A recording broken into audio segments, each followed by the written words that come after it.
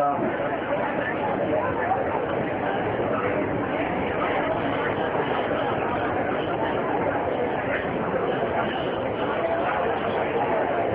الحمد لله نحمده ونستعينه ونستغفره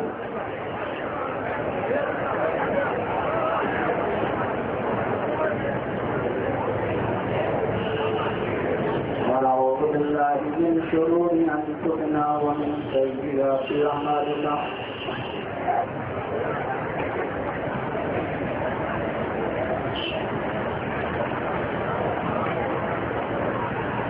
من يهده الله فلا مضل له ومن يضلله فلا هادي له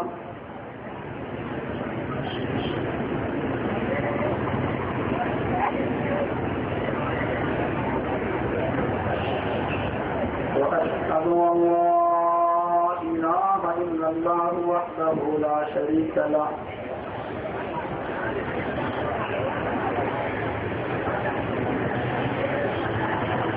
وأشهد أن محمدا عبده ورسوله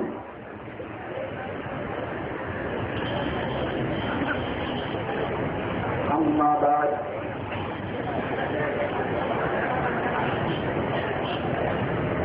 فإن خير الحديث كتاب الله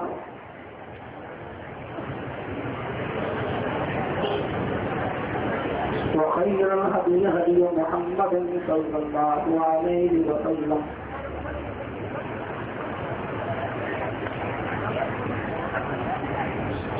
وشر الأمور محدثاتها وكل محدثة بدعة وكل بدعة ضلالة وكل ضلالة في النار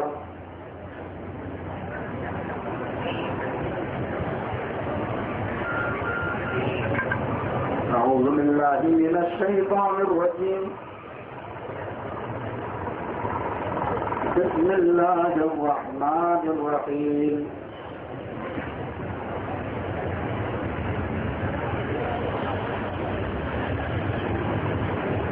فلا وربك لا يؤمنون حتى يحكموك فيما شجر بينهم ثم لا يجدوا في أنفسهم حرجا مما قضيت ويسلموا تسليما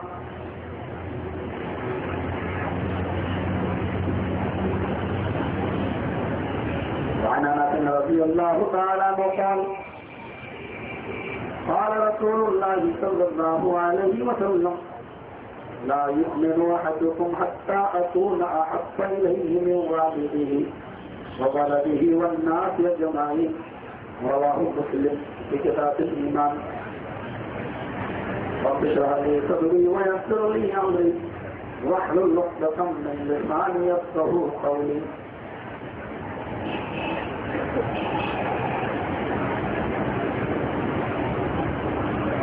حمد و ثنا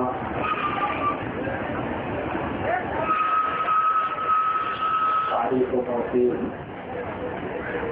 رعائی و بھائی ساتھی و بزرگی تفریح و تحلیل اللہ رب العالمین کے لیے لائق و ستاوار ہے جو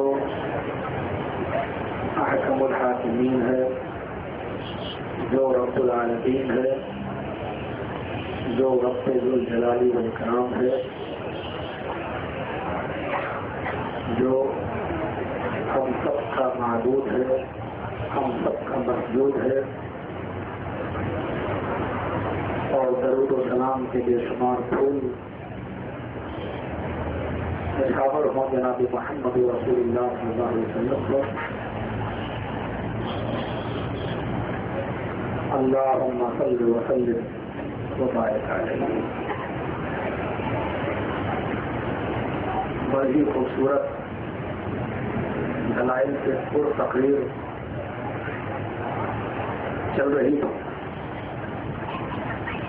محبت رسول کے تعلق سے، لیکن ایک چیز جو بار بار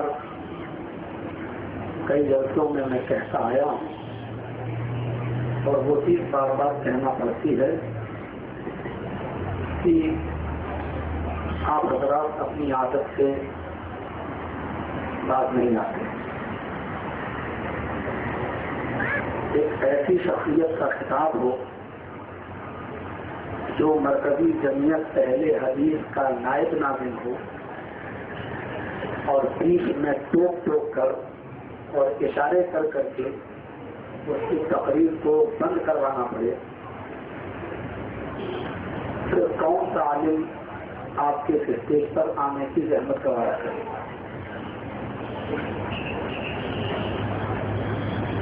میں خود اس اسٹیج پر بیٹھا ہوا تھا. موصوف نے یہ کہا تھا کہ بس یہ 2 حدیثیں میں پیش کر کے اپنی بات کو میں ختم کر دوں گا، لیکن اتنا بھی جب کسی کو صبر نہ ہو تو ایسی قوم کو کون سی باتیں بتائی جائیں جو اتنی بے حد ہو چکی ہو، جو اپنی عادت سے باز نہ آتی ہو اور بار بار کہنے پر بھی لوگ نہ مانتے ہوں. میں نہیں چاہتا تھا کہ وہ مثال میں آپ کو دوں، لیکن آج مجھے کہنا پڑ رہی ہے یہ بات کہ میں سمجھ گیا ہوں کہ وہ کتے کی جو دم ہوتی ہے اس کو 100 سال تک نل کے پائپ میں رکھا جائے سیدھا کرنے کے لیے اور پھر اس کو نکالا جائے تو یہ کہ سیدھی ہو گئی ہوگی، لیکن وہ 100 سال کے بعد بھی ٹیڑھی ہی نکلے گی. یہ سخت الفاظ مجھے آج کہنا پڑ رہے ہیں باوجود اس کے کہ میرا دل نہیں چاہتا. آپ لوگ اپنے اصول کو بدلیں، جلسہ کمیٹی والے اپنے اصول کو بدلیں. اگر آپ سب کو ٹائم نہیں دے سکتے ہیں تو کم لوگوں کو بلائیے، لیکن جتنے لوگوں کو آپ دعوت دیتے ہیں آپ کا ذمہ داری بنتی ہے کہ پھر آپ اس کی عزت کریں، اس کا احترام کریں. ہم عوام یا پبلک کے پابند نہیں ہیں، عوام اور پبلک کو جلسہ کمیٹی کا پابند ہونا چاہیے. یہ ہماری اور آپ کی میرے بھائیوں ایک بہت بڑی کمی ہے کہ کسی بھی عالم کو آپ ناراض کریں، اچھی بات نہیں. کل میں نے اسی سے متصل تھوڑی دور کے فاصلے پر محبت رسول کے تعلق سے کچھ باتیں آپ کے سامنے پیش کی تھی.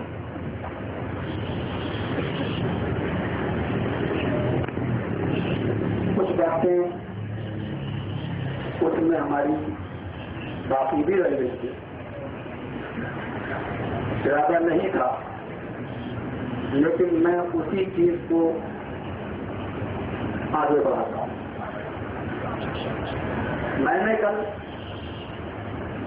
یہ بتایا تھا کہ رسول اللہ صلی اللہ علیہ وسلم سے محبت کی جو 3 کیٹیگریز ہیں آج ہماری سوسائٹی میں، معاشرے میں: اقرار، اظہار اور دعویٰ. اقرار کافی نہیں، اظہار کر لیا سال میں ایک بار وہ بھی کافی نہیں، اور دعویٰ بھی کافی نہیں. اور میں نے اس کی مثالیں بھی دی تھی کہ دعویٰ تو کافی بھی کرتے، منافق بھی کرتے تھے، کہتے تھے قالوا نشهد انک لرسول اللہ. اظہار تو ابو لہب نے بھی کیا. میں نے کل وہ مثالیں آپ کے سامنے رکھی تھی. میں نے ایک چیز اور آپ کے سامنے پیش کی تھی کہ ہم ہیں محب رسول، رسول سے محبت کرنے والے. ہمارے ہی بھائیوں میں کچھ لوگ ایسے بھی ہیں مسلمانوں میں جو اپنے آپ کو محب رسول نہیں کہتے ہیں، بلکہ وہ اپنے آپ کو عاشق رسول کہتے ہیں. عشق اور محبت کا میں نے فرق بھی کل آپ کو بتایا تھا اور سمجھایا تھا. میں نے یہ بھی آپ کو بتایا تھا کہ عشق کا لفظ ایسا لفظ ہے کہ انسان اس کو اپنی ماں، اپنی بہن اور اپنی بیٹی کے لیے بولنا بھی گوارا نہیں کرتا. برعکس اس کے کہ اگر کہا جائے کہ تمہیں اپنی ماں سے محبت ہے، اپنی بہن سے ہے، اپنی بیٹی سے ہے، تو وہ کہے گا ہاں. لیکن جس کے برعکس اگر یہ کہا جائے کہ تمہیں اپنی ماں سے عشق ہے، اپنی بہن سے عشق ہے، تو وہی شخص ناراض ہو جائے گا۔ جو لفظ تم یا ہم اپنی ماں اور بہن اور بیٹی کے لیے بولنا گوارا نہیں کرتے ہیں، وہ لفظ آج بولا جاتا ہے جناب محمد رسول اللہ صلی اللہ علیہ وسلم کی۔ آج میں یہ بتاؤں آپ کو کہ عشق ایک بیماری ہے، اور بیماری سے محمد رسول اللہ صلی اللہ علیہ وسلم کو کیا واسطہ ہو سکتا ہے؟ معشوق اور محبوب میں بہت فرق ہے۔ اللہ کے رسول ہمارے محبوب ہیں، ہمارے معشوق نہیں۔ معشوق وہ ہوتا ہے جو ہمیں اچھا لگتا ہے۔ معشوق اور محبوب میں فرق یہ ہوتا ہے، معشوق وہ ہے جو مجھے اچھا لگتا ہے، اور محبوب وہ ہے جو ہمیں اچھا نہیں بلکہ اس کے اندر جو خوبیاں ہیں اس خوبیوں کی وجہ سے ہمیں اس سے محبت کرنا پڑ رہی ہے۔ معشوق میں چاہے کتنی برائیاں ہوں لیکن وہ ہمیں اچھی لگتی ہیں، کیونکہ مجھے اس سے عشق ہے۔ اس کی ہر برائی ہمیں اچھی لگے گی،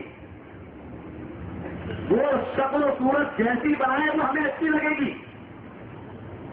وہ معشوق اس لیے معشوق ہے کیونکہ وہ مجھے اچھا لگ رہا ہے، لوگوں کو اچھا لگے یا نہیں لگے لیکن مجھے اچھا لگ رہا ہے۔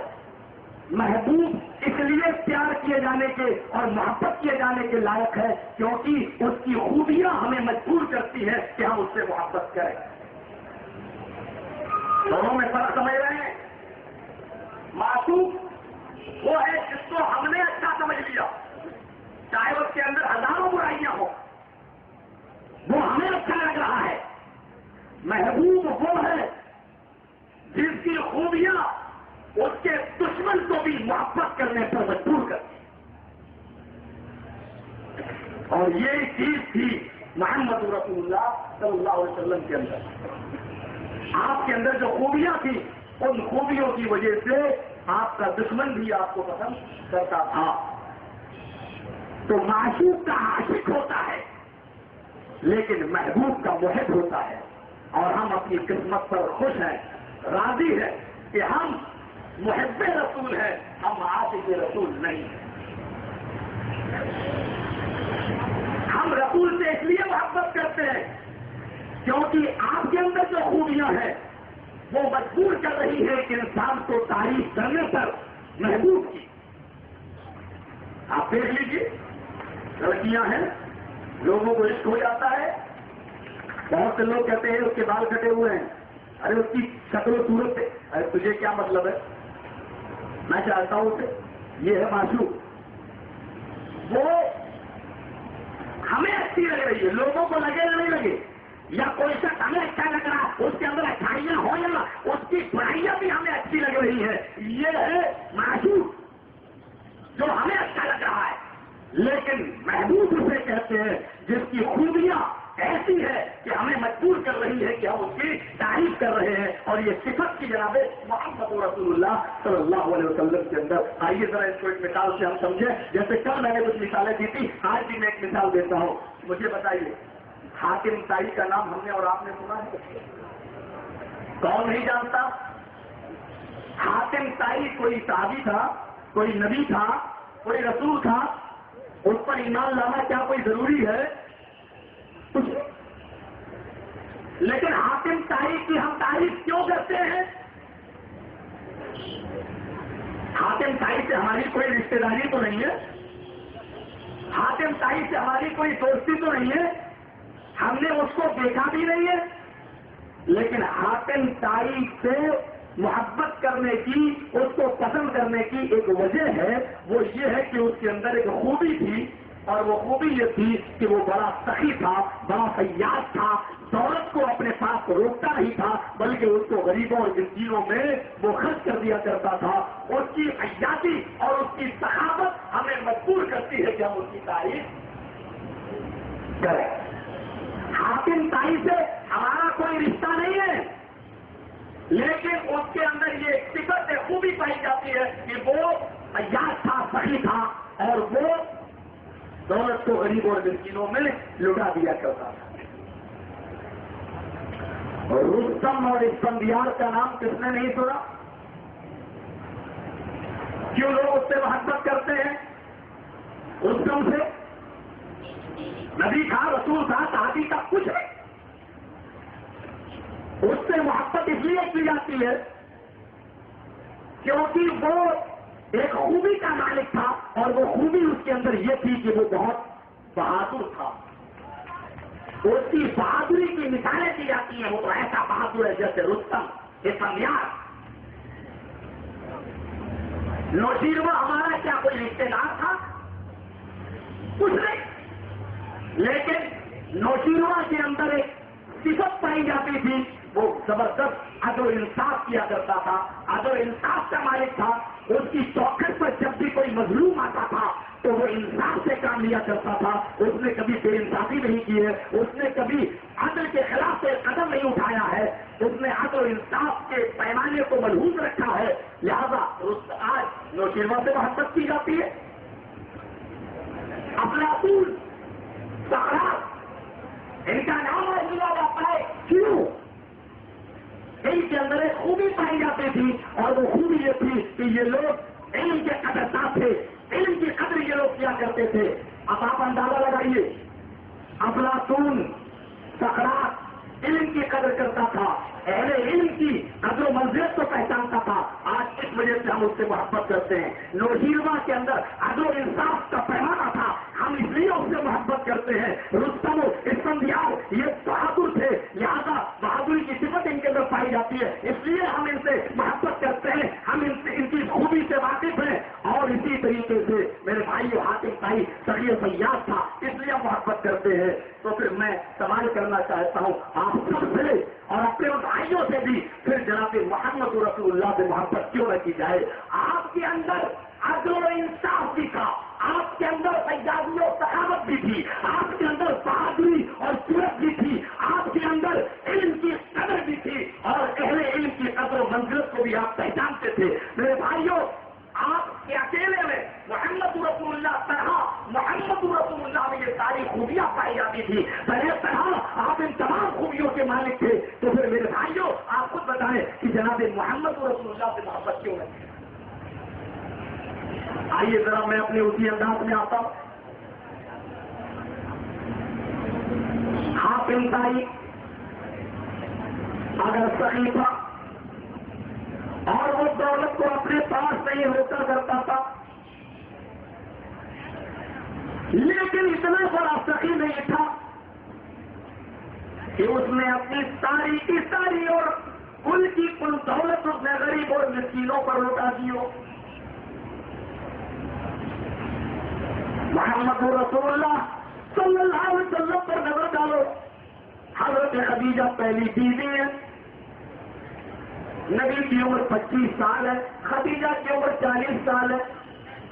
خدیجہ عرب کی سب سے رئیس عورت ہے، شادی ہوتی ہے، اللہ کے نبی صلی اللہ علیہ وسلم سے نکاح ہوتا ہے، خدیجہ کی دولت نبی کے ہاتھ میں آ گئی، اس دولت کے نبی مالک بن گئے۔ نبی بننے سے پہلے بھی وہ دولت نبی کے پاس نہ رہی، وہ مال نبی کے پاس نہ رہا، غریبوں میں تینوں فقیروں میں لٹا دیا۔ نبی بننے کے بعد بھی آپ کا بستر وہی ہے، آپ کا لباس وہی ہے، رہن و سہن میں کوئی فرق نہیں پڑا۔ حالت کہ فقیر نبی کے پاس آتا ہے، اللہ کے نبی کے پاس کہتا ہے مجھے اللہ کے نام پر کچھ دے دو۔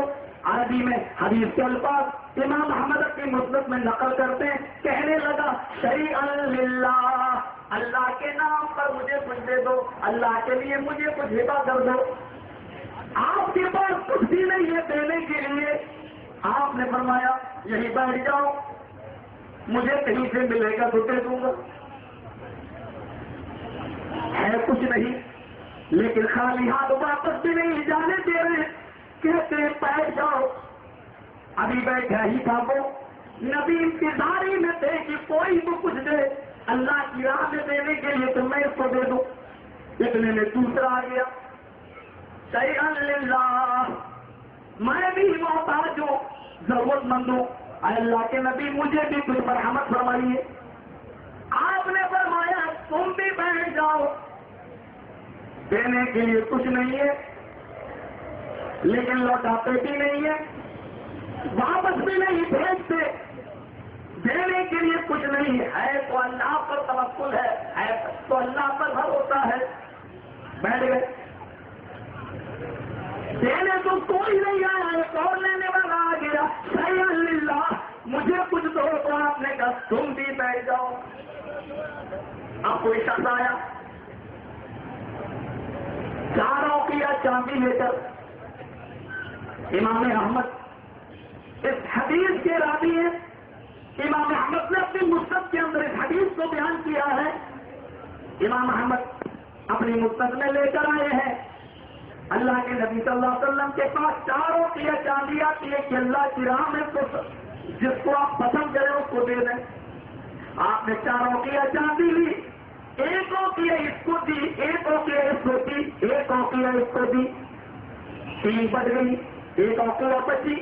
آپ نے اپنے پاس رکھ لی, یہ سوچ کر کہ شام دور ہے, شاید اللہ کا کوئی بندہ مجبور و بے بس بے کس آئے, ہم اس کی بھی مدد کر دیں گے. آپ نے اس ایک اوقیہ چاندی کو اپنے تکیے کے نیچے سرہانے پر رکھ لیا.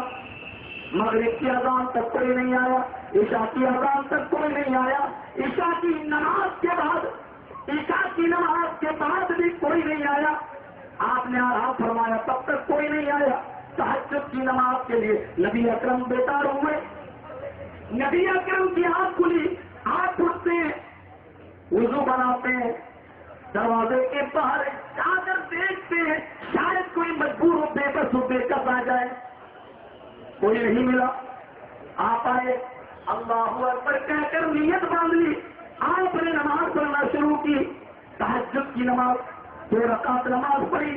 اس کے بعد آپ اٹھے, آپ پھر باہر جانے لگے, 2 رکعت نماز پڑھی. آپ اٹھے, باہر گئے, دیکھا کوئی نہیں. پھر آپ آئے, پھر آپ نے 2 رکعت نماز پڑھی. پھر باہر گئے, کوئی نہیں.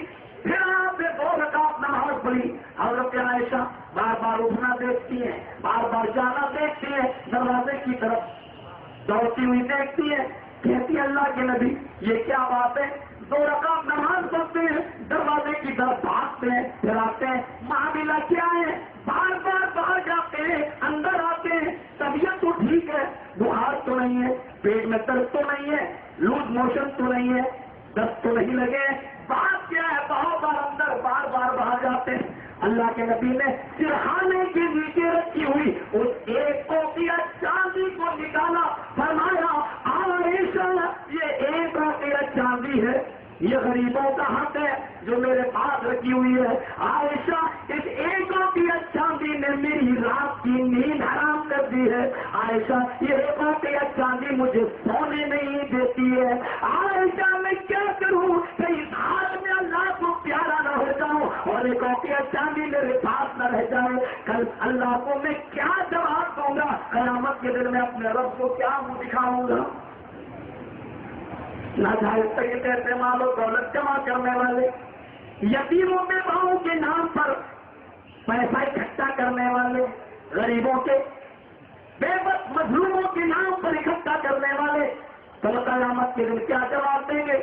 سب کو تیاری کرنا ہے. بادیوں بالعمال سوائن هل تنتظرون الا فقرا منسیا, کیا تم ایسی فقیری کا انتظار کر رہے ہو جو تمہیں سب کچھ بھلا دے؟ نیک اعمال کرو, ان 7 چیزوں کے آنے سے پہلے فرمایا نیک اعمال میں آگے بڑھ جاؤ, ان 7 چیزوں کا انتظار نہ کرو. وقت نہیں ان 7 چیزوں کو میں بتاؤں. میرے بھائیوں, اگر حاتم تائی سے اس کی سخاوت کی وجہ سے محبت کی جاتی ہے تو یہ صفت تو جناب محمد رسول اللہ کے اندر ان سے بھی زیادہ بھری پڑی تھی.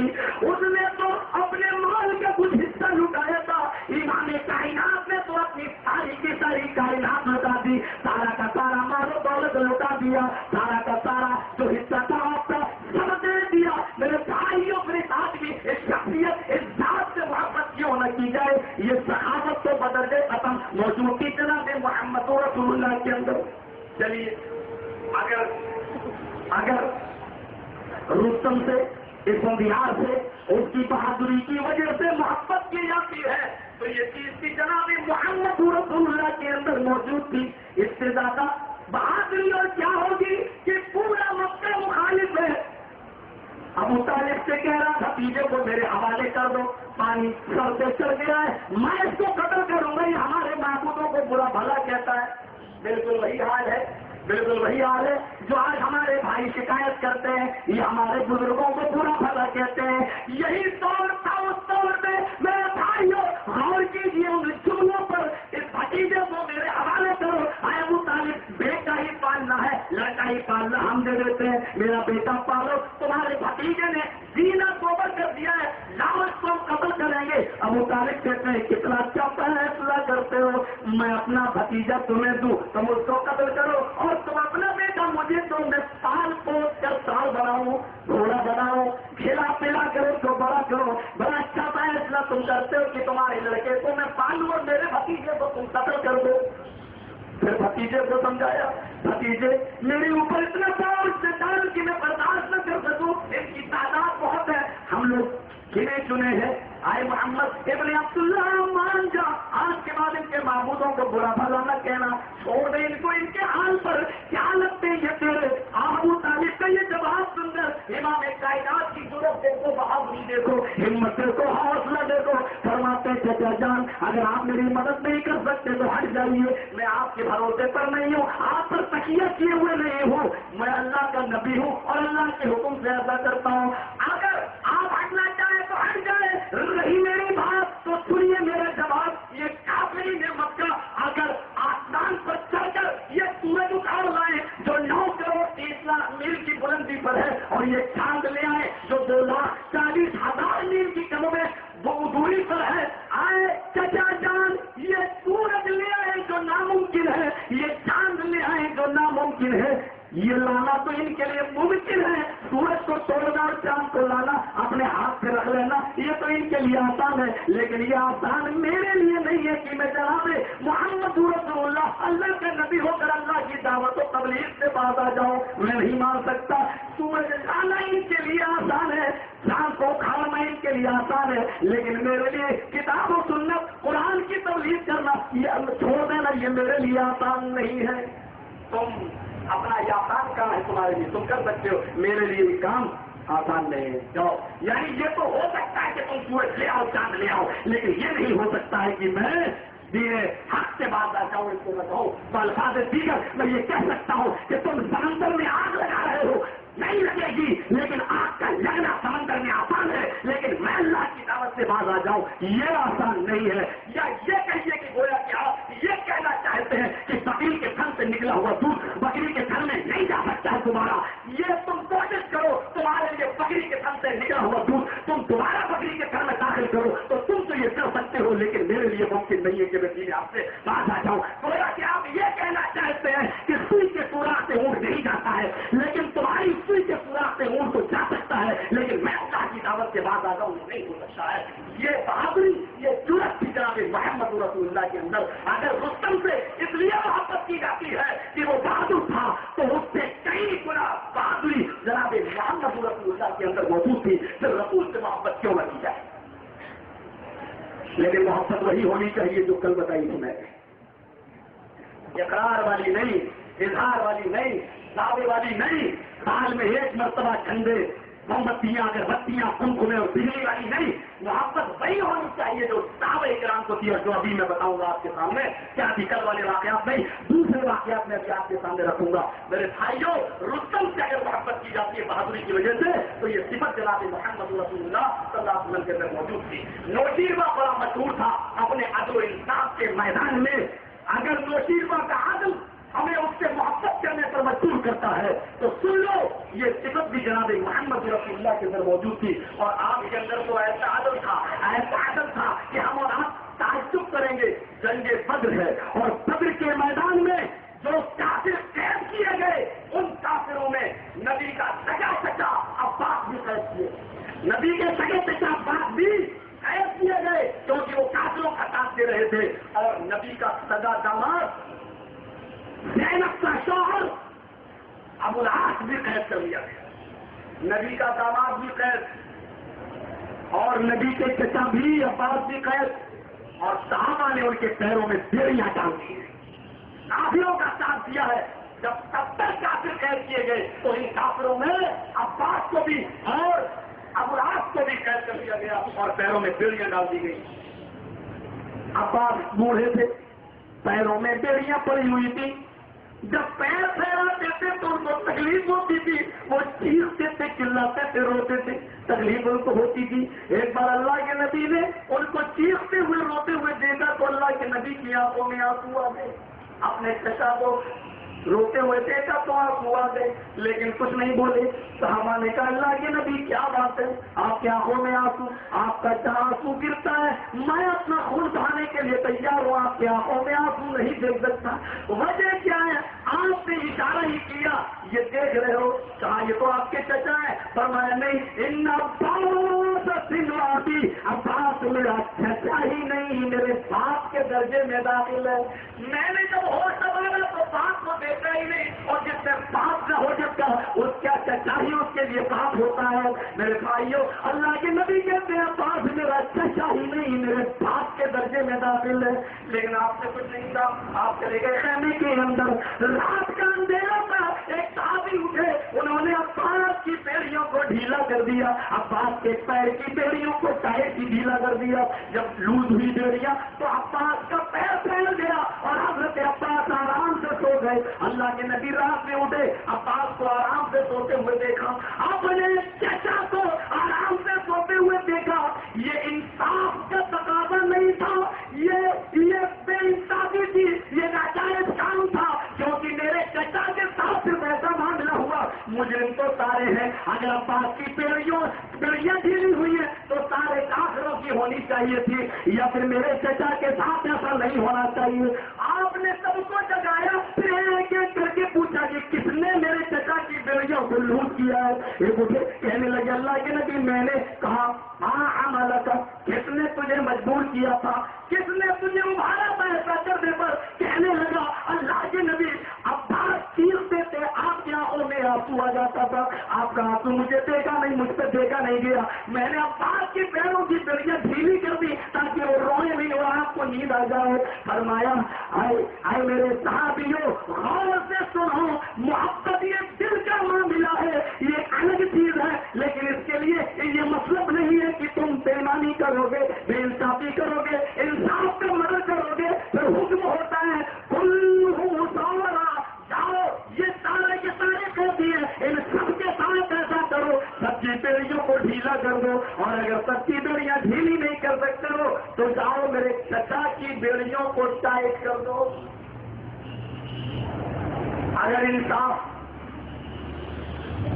نوشی روا کا پسند تھا اور وہ اس لیے محبت کیے جانے کی لائق ہے تو پھر جناب محمد رسول اللہ کا تو انصاف تو دے دوں۔ حضرت زینب نے اپنے شوہر کو چھڑانے کے لیے، ابو العاص کو چھڑانے کے لیے اپنا ہار دے دیا، وہ قیمتی ہار تھا جو حضرت خدیجہ نے شادی کے موقع پر اپنی بیٹی زینب کو دیا تھا، اور اپنے دیور کو بھیجا، دیور نے وہ ہار لے کے آیا، آپ نے کہا کیا بات ہے؟ کہا اللہ کے نبی لوگ مال لا رہے اور اپنا قیدی چھڑا لے جاتے ہیں، آپ کو کیا ملتا، آپ قیدی چھوڑ دیتے ہیں، میرے پاس کچھ نہیں ہے، زینب کے پاس کچھ نہیں ہے، آپ کی بیٹی کے پاس کچھ مال نہیں ہے، اس کے پاس یہ ایک ہار ہے جو حضرت خدیجہ نے اس کی ماں نے شادی کے موقع پر اس کو دیا تھا۔ اے اللہ کے نبی، اس ہار کے بدلے میں آپ کی بیٹی نے یہ التجا کی ہے کہ اگر اس ہار کے بدلے میں میرا شوہر چھوڑ سکتے ہیں تو چھوڑ دیجیے۔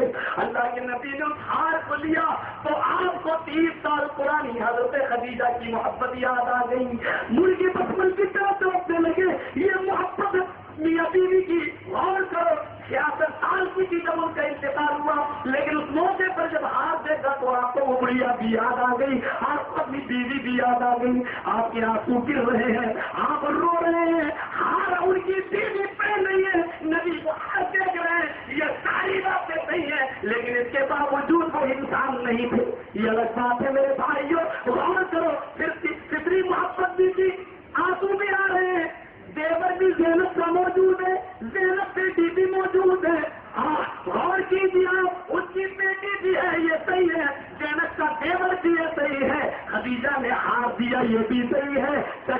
عباس ہے یہ بھی صحیح ہے، باپ کا نام عبداللہ یہ بھی صحیح ہے، بیٹے قاسم اور عبداللہ یہ بھی صحیح ہے، بیٹیاں رقیہ اور ام کلثوم یہ بھی صحیح ہے، جرجیز یہ ساری باتیں صحیح ہے، لیکن یہ نہیں مان سکتا کہ وہ انسان تھے۔ میرے بھائیوں غور کرو، اس سے زیادہ حقدرمی اور کیا ہو سکتی ہے؟ اس سے زیادہ اور میرے بھائیوں سے کیا ہو سکتی ہے کہ یہ صحیح ہے کہ 2 2 4 ہوتے ہیں، 4 4 8 ہوتے ہیں، یہ صحیح ہے، لیکن 9 9 18 نہیں ہوتے، یہ میں ماننے کے لیے تیار نہیں۔ یہ تو بالکل ایسی مثال ہے کہ ہم صحیح ہے، جنسیات صحیح ہے، پنچوں کا فیصلہ کر رہا اوپر، لیکن میرا فرمانا یہی بہے گا۔ یہ بات میں عجیب و غریب ہے، اس کی بیویاں بھی ہیں یہ بھی صحیح ہے، بچے بھی ہیں یہ بھی صحیح ہے، ہاتھ تکلیف ہو رہی یہ بھی صحیح ہے، پاکستانوں نے سر پھوڑ دیا، خون گرا یہ بھی صحیح ہے، خون جوتے میں جم گیا یہ بھی صحیح ہے، عہد کے میدان میں دندان مبارک شہید ہو گئے دانت بھی تھے یہ بھی صحیح ہے، سب کچھ ٹھیک ہے، لیکن وہ انسان نہیں تھا، یہ ہم ماننے کے لیے تیار نہیں کہ وہ انسان تھا۔ میرے بھائیوں اس سے بڑی فکر حضرت کیا ہوگی؟ غور کرو کہ زینب رضی اللہ تعالیٰ عنہ ہے، نبی کی بیٹی ہے، ہار بھیجتی ہے، نبی نے وہ ہار لیا، فرمایا لوگوں او میرے صحابیوں ہار تو میں نہیں لے سکتا، یہ میری بیوی کی نشانی ہے جو اس نے اپنی بیٹی کو دی ہے، ہاں اگر چاہو تو بغیر فدیے کے بغیر مال کے میں ابو العاص کو چھوڑ دیتا ہوں۔ صحابہ کہتے ہیں اللہ کے نبی اجازت لینے کی ضرورت کیا ہے؟ فرمایا تمہاری اجازت ہوگی تو چھوڑوں گا ورنہ تم لوگوں میں سے ہو جاؤ، اس لیے میں اس عبادت میں تمہیں چھوڑ رہا ہوں کہ تم گھر جاتے ہی اپنی بیٹی زینب کو میرے حوالے کر دو گے، اپنی بیوی زینب کو میرے حوالے کر دو گے، وہ میری بیٹی ہے اور اس وقت تک تم اس کو نہیں لے جا سکتے جب تک کہ تم اسلام نہ لے آؤ، تم مسلمان نہ ہو جاؤ، اس چیز کے عبادت میں تمہیں چھوڑ رہا ہوں۔ ابو العاص نے وعدہ کیا، جس نے اپنے داماد کو بھی ایسے نہ چھوڑا ہو اس سے زیادہ انصاف کرنے والا کون ہوگا؟ غور تو کرو اس موقع پر جب بنو مخزوم کی لڑکی فاطمہ کا ہاتھ کاٹ دیا گیا اور لوگوں نے چڑھایا، ہاں مسلمانوں نے بھی اعتراض کیا، اے اللہ کے نبی کافر چڑھا رہے ہیں، امیروں کی قدر نہیں ہے اسلام کے اندر، دیکھیے کیا کیا سننا پڑ رہا ہے۔ تو آپ نے اس موقع پر وہ بیان دیا جو آج کی عدالت میں کوئی بھی بیان نہیں دے سکتی ہے، جو تاریخی جو انصاف کی بات اللہ کے نبی نے کہی، فرمایا سنو آئے لوگوں سنو، آج فاطمہ کا ہاتھ کاٹ دیا گیا، بنو مخزوم کی لڑکی تھی، وہ تو خیر کی بنو مخزوم کی تھی، لو ان فاطمہ بنت محمد سرقت، لو ان فاطمہ بنت محمد سرقت لقطعت يدها، اگر آج اس کی جگہ پر میری اپنی بیٹی محمد کی اپنی لگتے دیگر میری اپنی بیٹی فاطمہ بھی ہوتی اور وہ چوری میں پکڑی جاتی، لقطعت يدها، تو میں اس کا ہاتھ بھی کاٹ ڈالتا۔ یہ انصاف کہاں لے جاؤ گے؟ اگر نوشیر وہاں سے عدل و انصاف کی وجہ سے محبت کرتے ہو تو یہ صفت بھی جناب محمد رسول اللہ کے اندر پائی جاتی تھی۔ ہاں اگر افلاطون اور سقراط کے علم کی وجہ سے ان سے محبت کی جاتی ہے تو علم کا سرچشمہ تو اسلام ہے۔ محمد رسول اللہ پر قرآن کی جو آیتیں نازل ہوتی ہیں میرے بھائیوں سب سے پہلے وہ علم سے بھری پڑی ہے، اٹھاؤ قرآن، غار ہیرا میں آپ موجود ہے، حضرت جبرائیل انسانی شکل میں آتے ہیں اور کہتے ہیں کہ قرآن یا محمد، اے محمد پڑھو، اللہ کے نبی کہتے ماں نہ قاری میں پڑھا ہوا نہیں ہو، فرشتے نے جبرائیل نے پکڑ کے دبایا پھر چھوڑ دیا، کہا اقرا یا محمد پڑھو، آپ نے کہا میں پڑھنا نہیں جانتا، اس نے پھر پکڑا دبایا پھر چھوڑا، کہا اقرا یا محمد پڑھو، آپ نے کہا میں پڑھنا نہیں جانتا، اس نے پھر پکڑا دبایا، میں کیسے پڑھوں، بار بار کہتا پڑھو، میں کیسے پڑھوں، پیدا ہوا تو باپ نے، 6 سال کا ہوا تو ماں بھی چلی گئی، آئے پڑھنے کے لیے بار بار کہنے والے، 8 سال کا ہوا تو دادا بھی اللہ کو پیارا ہو گیا، میں پڑھوں تو کیسے پڑھوں، مجھے تو کسی نے پڑھایا ہی نہیں، میں پڑھنا نہیں جانتا، اس نے تیسری بار دبایا اور چھوڑ کر چوتھی بار کہا یہ پڑھا بسم ربک الذی خلق، خلق الانسان من علق، اقرأ وربک الاکرم الذی علم بالقلم، علم الانسان ما لم یعلم۔ یہ قرآن کی 5 آیتیں سب سے پہلے نازل ہوتی ہے جس میں سب سے پہلے علم کی بات کہی جاتی ہے، کیا کہا جاتا ہے، کیا کہا جا رہا ہے، اقرأ پڑھو، جس میں قرآن کی سب سے پہلی آیت اور اللہ نے اس کو علم سے شروع کیا ہو، اس سے آپ اندازہ لگا سکتے ہیں کہ اسلام کے اندر علم کی اہمیت، علم کا مقام اور علم کی محبت کیا ہے، علم کی اہمیت کیا ہے، یہ قرآن کی دین ہے۔ علم کا سورج اور علم کی روشنی اس نے سب سے پہلے پہلے دی ہے اور کہاں ہے کہ پڑھو، علم سے شروع ہوتا ہے پڑھو. آج بھی ویدوں کو دیکھ لو، میں منتر تو نہیں پڑھوں گا آپ کے سامنے، منوت مرتی دیکھ لو، اگر موقع لگا تو کل میں دکھاؤں تک وید کے منتر وغیرہ. لیکن آج میں غور کرو اس بات پر کہ صاف لکھا ہوا ہے کہ اگر وید ہریجن شدھ نیکی ذاتی کا آدمی اگر وید پڑھ لے تو اس کی زبان کاٹ ڈالو، اگر وہ سن لے تو اس کے کانوں میں شیشہ پگھلا کے ڈال دو، اگر وہ وید دیکھ لے تو اس کی آنکھیں پھوڑ دو. یعنی پڑھنے کی اجازت صرف براہمن کو ہے، ہریجن کو نہیں، شودر کو نہیں، چھتری کو نہیں، دیش کو نہیں، صرف براہمن کو پڑھنے کی اجازت ہے. لیکن غور کرو اسلام آیا، محمد رسول اللہ جس فرمان پر غور کرو، نبی اکرم کیا فرماتے ہیں؟ طلب العلم فریضۃ علی کل مسلم، طلب العلم فریضۃ علی کل مسلم. علم دین کا حاصل کرنا، علم کا حاصل کرنا ہر مسلمان کے اوپر فرض ہے، اور مسلم کا رب عام ہے، لڑکا ہو یا لڑکی سب کے لیے عام ہے. لڑکیوں کا جہاں تک معاملہ ہے کون کہتا ہے کہ اسلام میں لڑکیوں کو تعلیم سے روکا ہے؟ میں کل بتاؤں گا کہ اسلام نے عورت کو کیا حق دیا ہے، اسلام میں عورت کا مقام کیا ہے. انشاءاللہ کل اسی موضوع پر میرا خطاب ہوگا. میں آج آپ کو بتاتا ہوں کہ اسلام نے عورت کو عزت یہ دی ہے. فرمایا کہ جس کی 3 بیٹیاں ہوں گی، جس کی 3 بیٹیاں ہوں گی یا 3 بہنیں ہوں گی، اور اس نے اپنی بیٹی اور بہنوں کو پڑھایا ہوگا، لکھایا ہوگا، اچھا ادب سکھلایا ہوگا اور اچھی تعلیم دی ہوگی، پھر اچھے دیندار گھر میں نکاح کر کے اپنی بیٹیوں کا جس نے گھر بتا دیا ہوگا. اور کرسیم کے اوپر اللہ کے نبی کیا فرماتے ہیں؟ جس کی 3 بیٹیاں ہوں گی، جس کی 3 بہنیں، بیٹیاں یا بہنیں، اور اس نے ان کو پڑھایا، اس نے ان کو لکھایا، اچھا ادب سکھلایا، اچھی تہذیب سکھلائی اور دیندار گھرانے میں ان کا نکاح کر دیا. اللہ کے نبی فرماتے ہیں یہ باپ اپنی بیٹیوں اور بہنوں کو پڑھانے والا، یہ باپ قیامت کے دن میرے ساتھ جنت میں اس طرح ہوگا جیسے یہ 2 انگلیاں آپس میں ملی ہوئی ہے. جس طرح یہ 2 انگلیاں آپس میں ملی ہوئی ہے، یعنی وہ میرے گھر سے چپٹا پاس کا گھر ہوگا، یعنی وہ میرا بالکل پڑوسی ہوگا.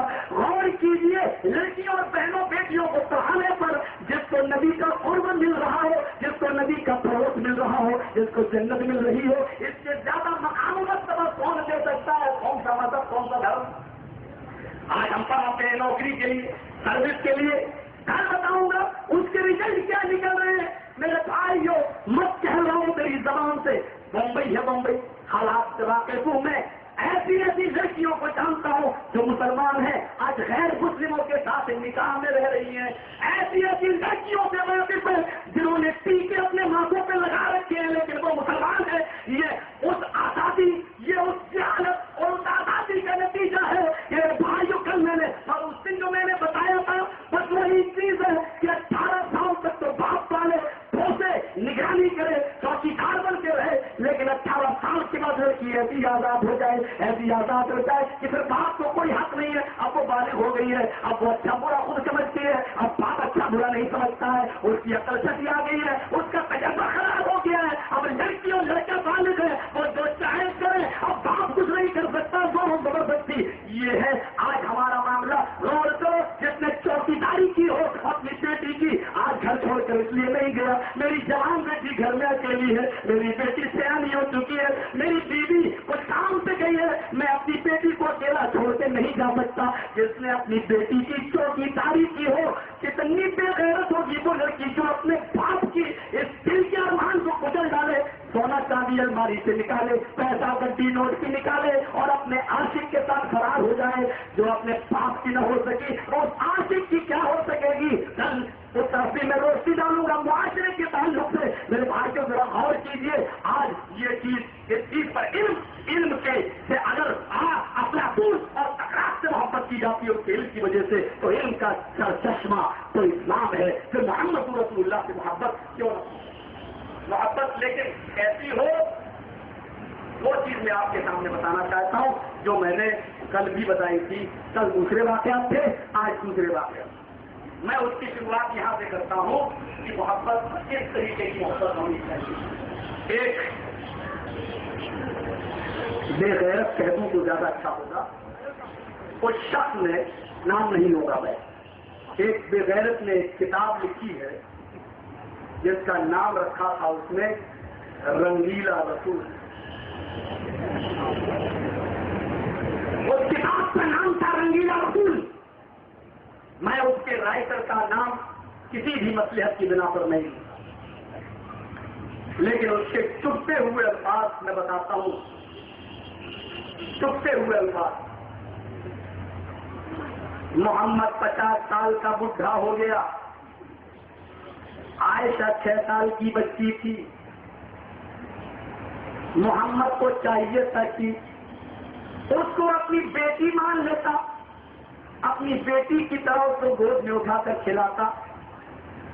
لیکن رنگیلے محمد، وہ الفاظ تو میں نے خود پڑھے وہ بتلا رہا ہوں، لیکن رنگیلا محمد، عیاش محمد، نعوذ باللہ ثم نعوذ باللہ، عیاش محمد، اس کو تو کچھ اور ہی سوجی تھی. اور اس نے 6 سال کی عائشہ کو بیوی بنا لیا. 9 سال کی عمر میں وہ تو اس کے گھر سے بھی رخصت کر کے اپنے گھر لے آیا. یہ اس کے الفاظ ہیں. اس کا ایک بیوی سے پیٹ نہیں بھرا، اس نے 7 بیویاں کی.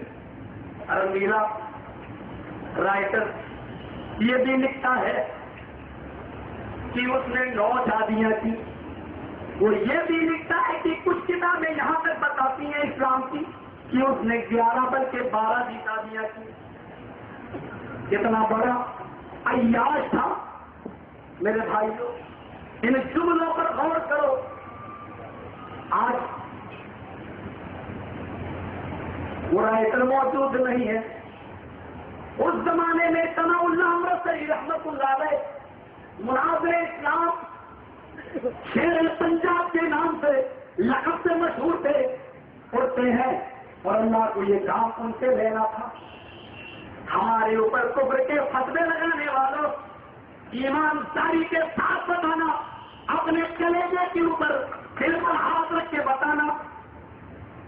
جب سوامی دیانند سرسوتی جب ستیاس پرکاش لکھ رہا تھا اور اس کے 14ویں ادھیائے کے اندر اسلام پر اعتراض کیا تھا، قرآن کی آیتوں کا مذاق بنایا تھا، مجھے ایمانداری سے بتاؤ اس کا جواب کس نے دیا تھا؟ ستیاس پرکاش کا جواب اور منہ توڑ جواب. اس دن سے آج تک کسی بھی آریہ دھرمی کو توفیق نہیں ہوئی کہ وہ اس کتاب کے جواب میں کوئی ایکشن لیتے. بہت آسان ہے کافر کہہ دینا اور بہت آسان ہے اس کے رسول کا دعویٰ ٹھوک لینا. لیکن جس وقت رسول کی عزت و ناموس پر حملہ بولا جا رہا تھا، رنگیلا رسول مل کر رسول کی عزت و آبرو کو اٹھایا جا رہا تھا، اس وقت کہاں کر گئے تھے آج کے رسول کا دم بھرنے والے؟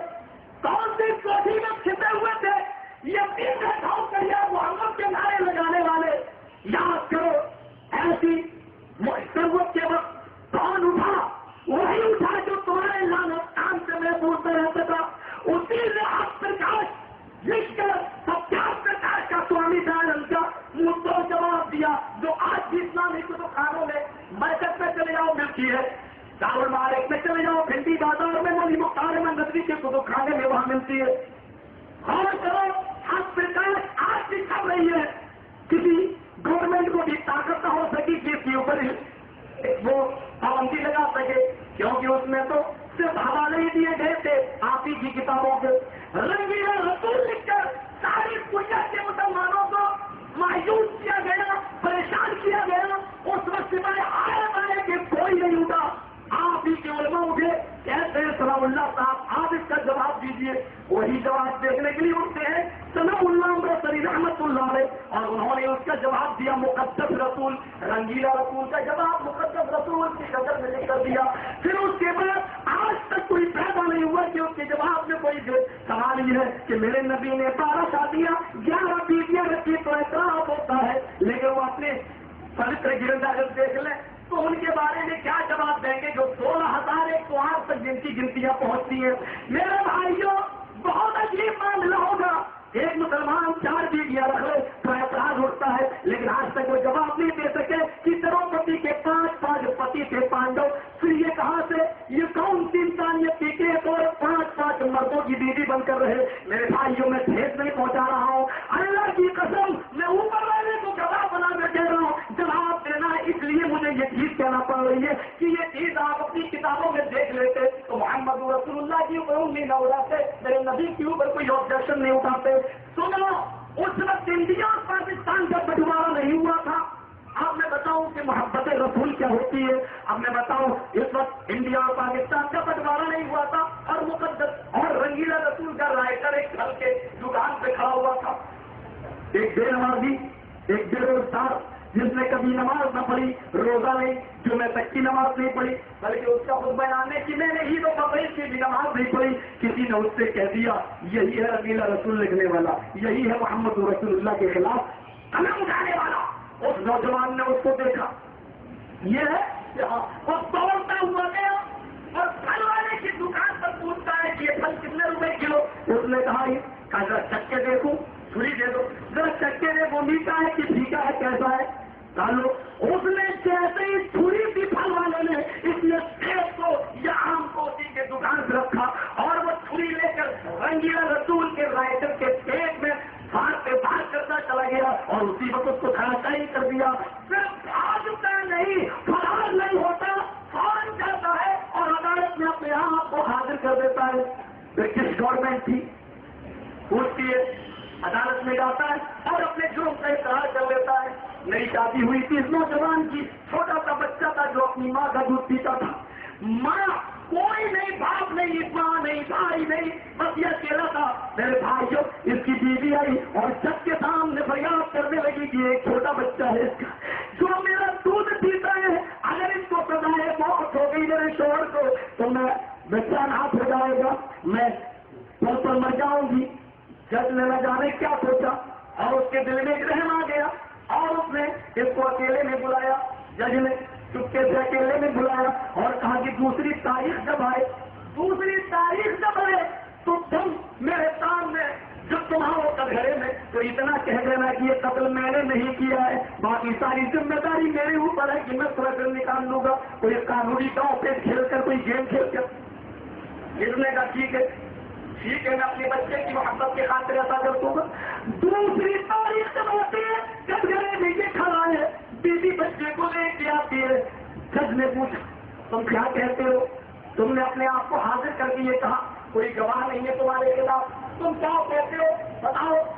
इसने थोड़ी देर सोचा और सोचने के बाद कहने लगा, जज साहब आपने जो मशवरा दिया था वो मेरे हलक के नीचे नहीं उतर रहा है।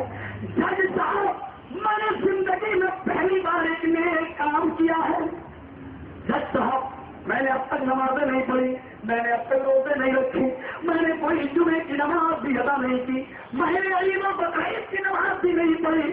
जज साहब आज पहला दिन है, मैंने पहली मर्तबा एक काम किया है, मैंने अपने हबीब जनाब मोहम्मद रसूलुल्लाह के दुश्मन को कत्ल कर दिया है, उनकी इज्जत और आबरू पर हमला करने वाले की गर्दन को कलम कर दिया है, पेट से पार कर दिया है और उसको मैंने धराशायी कर दिया है। आए जज साहब शायद यही है कि नेकी मुझे जन्नत में ले जाए, वैसे मुझे अपने जन्नती होने का यकीन नहीं है।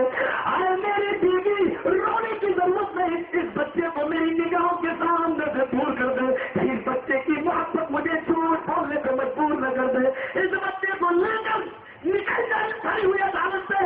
जज साहब में कातिल हो और वो एक गुनहगार आदमी, वो बेनमाजी जिसके अंदर मोहब्बत का रसूल जाग गई। मेरे प्यारे साथियों, उसने जनाब मोहम्मद रसूलुल्लाह के दुश्मन को जब कत्ल कर दिया तो भरे मजमे में उसने ऐलान किया और वो भी सूली पर लटका दिया गया, उसको भी सजाए मौत दे दी गई और उसने खुशी खुशी फांसी के फंदे पर लटक कर ब्रिटिश गवर्नमेंट के जमाने में उसने अपनी जान दे दी। मैं ये कहना चाहता हूँ कि वो तो मोहब्बत रसूल के खातिर अपनी जान तक को कुर्बान कर दिया है। तुम बताओगे तुमने कौन सी खुराफातों को निकाला है, तुमने कौन से गुनाहों के अड्डों को बंद किया है, और आज भी तुम्हारी बेटियां घरों में स्टार फिल्म देखती हो, सिनेमा देखती हो, फिल्में देखती हो, नाटक देखती हो, बेहुदा और रंगीन फिल्म देखती हो और तुम भी वहां मौजूद हो, फिर कौन सी जबान से तुम मोहब्बत रसूल का दावा करते हो? बताओ कौन सी कुर्बानियां तुमने दी है और आज बड़ी आसानी के साथ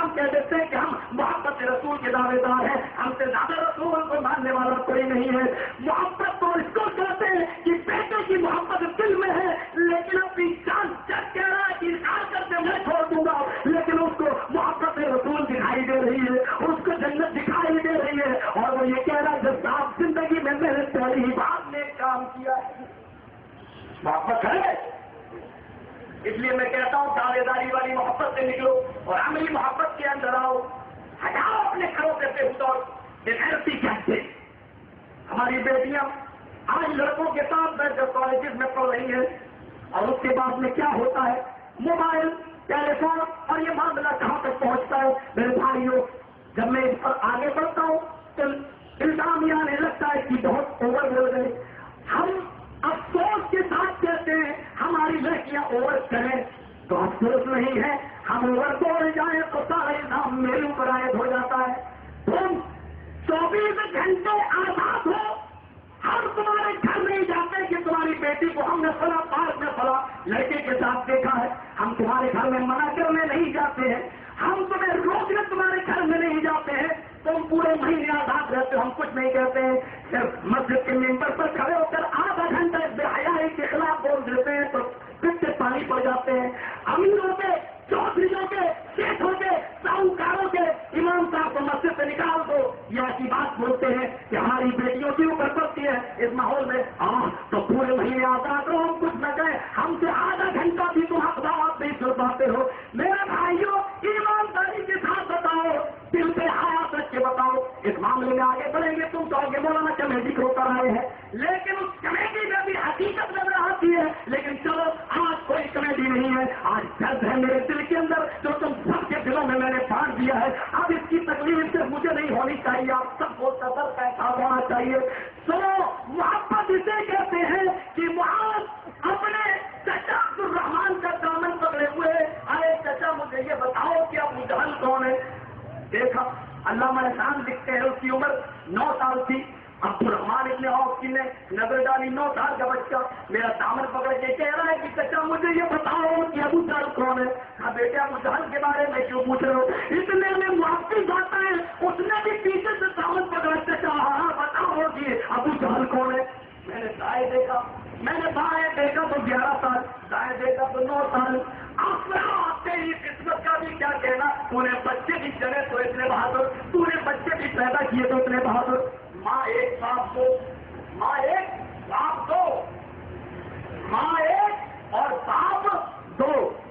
ایک باپ سے بچہ پیدا ہوا، باپ کا انتقال ہو گیا، ماں نے دستاری اور دوسری شادی کر لی، دوسرے طور سے دوسرا بچہ پیدا ہوا. تو ماں ایک باپ دو، ایک کی عمر 9 سال، ایک کی عمر 11 سال.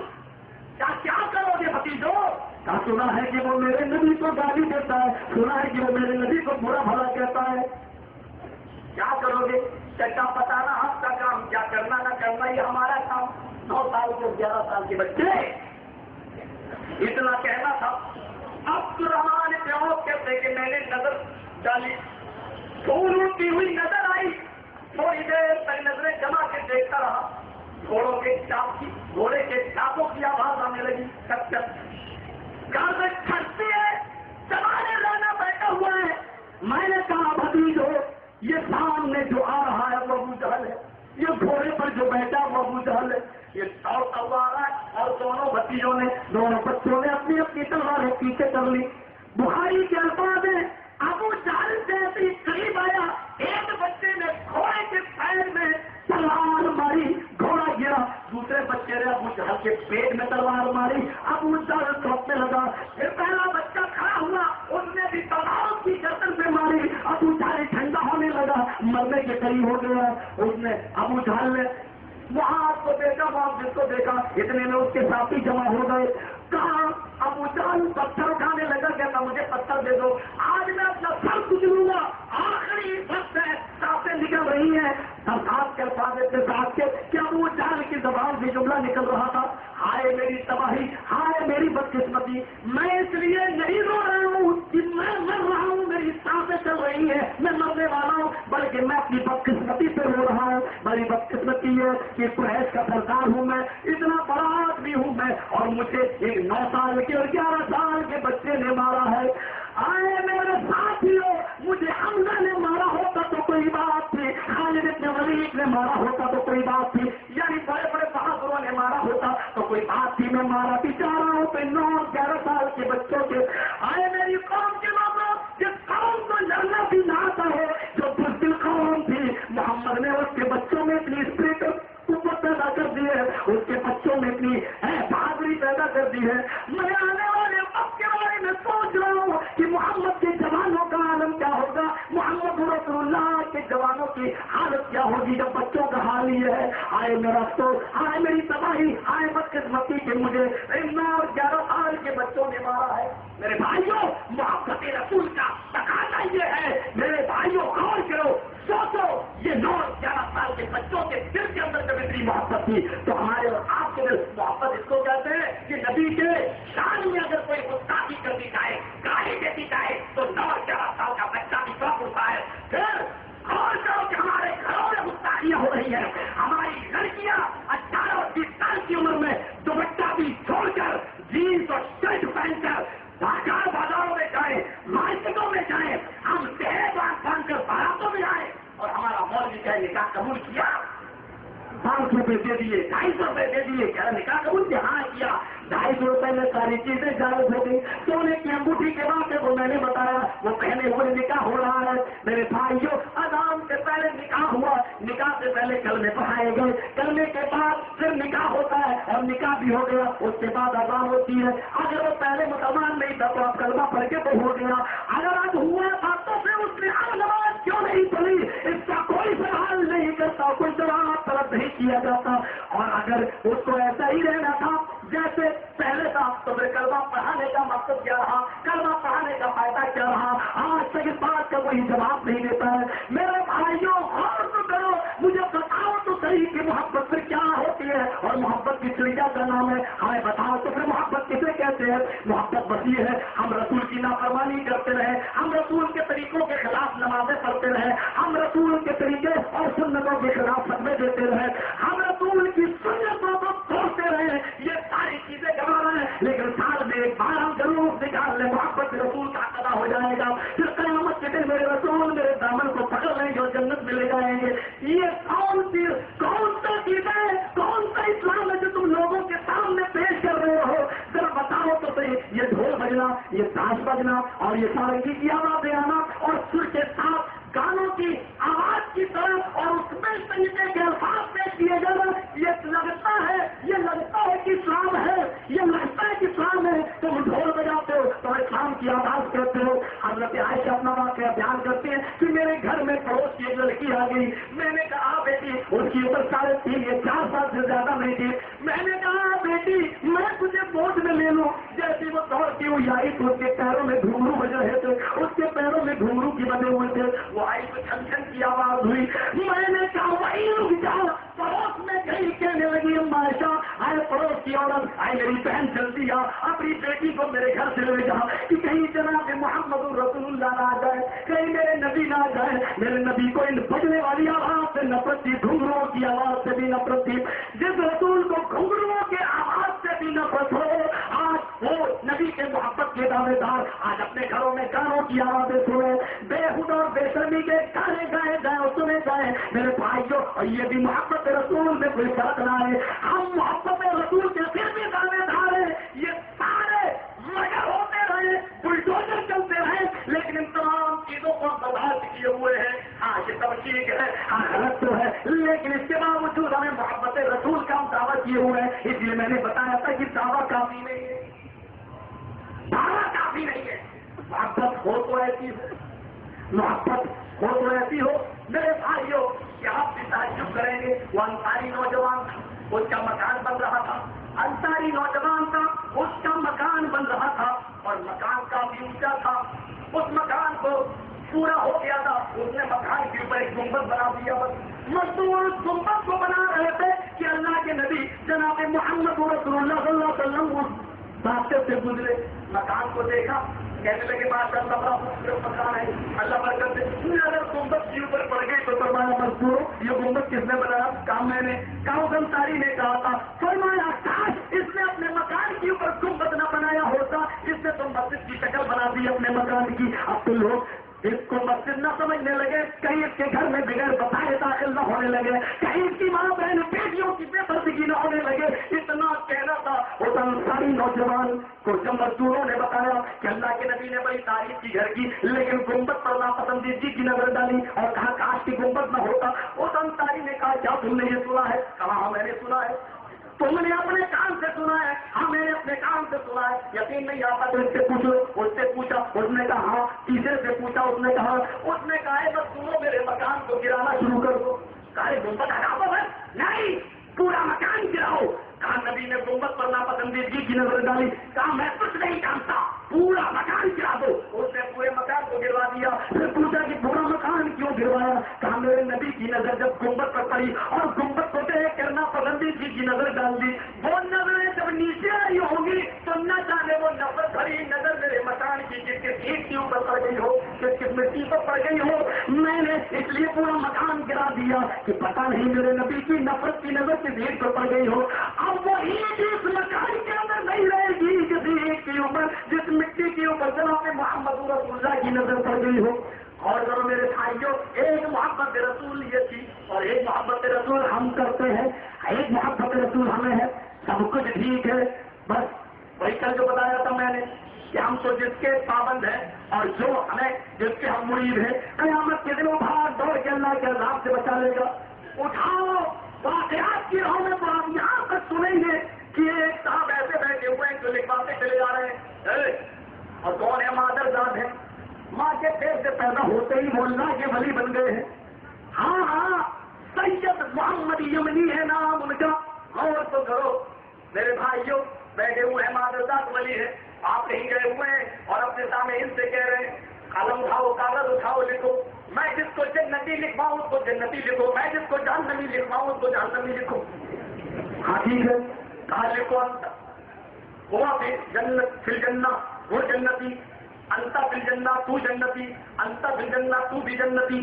وہ سب کو جنتی جنتی لکھواتا گیا، وہ لکھتا گیا. کہا لکھو کہ انت فی النار تو جہنمی. میں تم کو کہہ رہا ہوں تو جہنمی لکھو، یہ جہنمی. اب جو لکھ رہا ہے وہ پکا مرید ہے. کہہ رہا صاحب آپ جس کو جہنمی لکھ دیں گے، کہہ دیں گے وہ جہنمی ہو ہی جائے گا، اس لیے جہنمی میں لکھواؤں. کہے میں زیادہ جانتا ہوں یا تو زیادہ جانتا ہے، میں ولی ہوئے تو لکھ. حاجی نہیں صاحب، میں اگر آپ کے کہنے سے لکھ دوں گا تو آپ کا لکھا ہوا تو وہ بھی نہیں بدل سکتا. میں نہیں جانتا ہوں اس بور سے مراد کیا ہے. ہمارے بھائی اچھی طرح جانتے ہوں گے، میں اپنی طرف سے الفاظ نہیں بنا سکتا.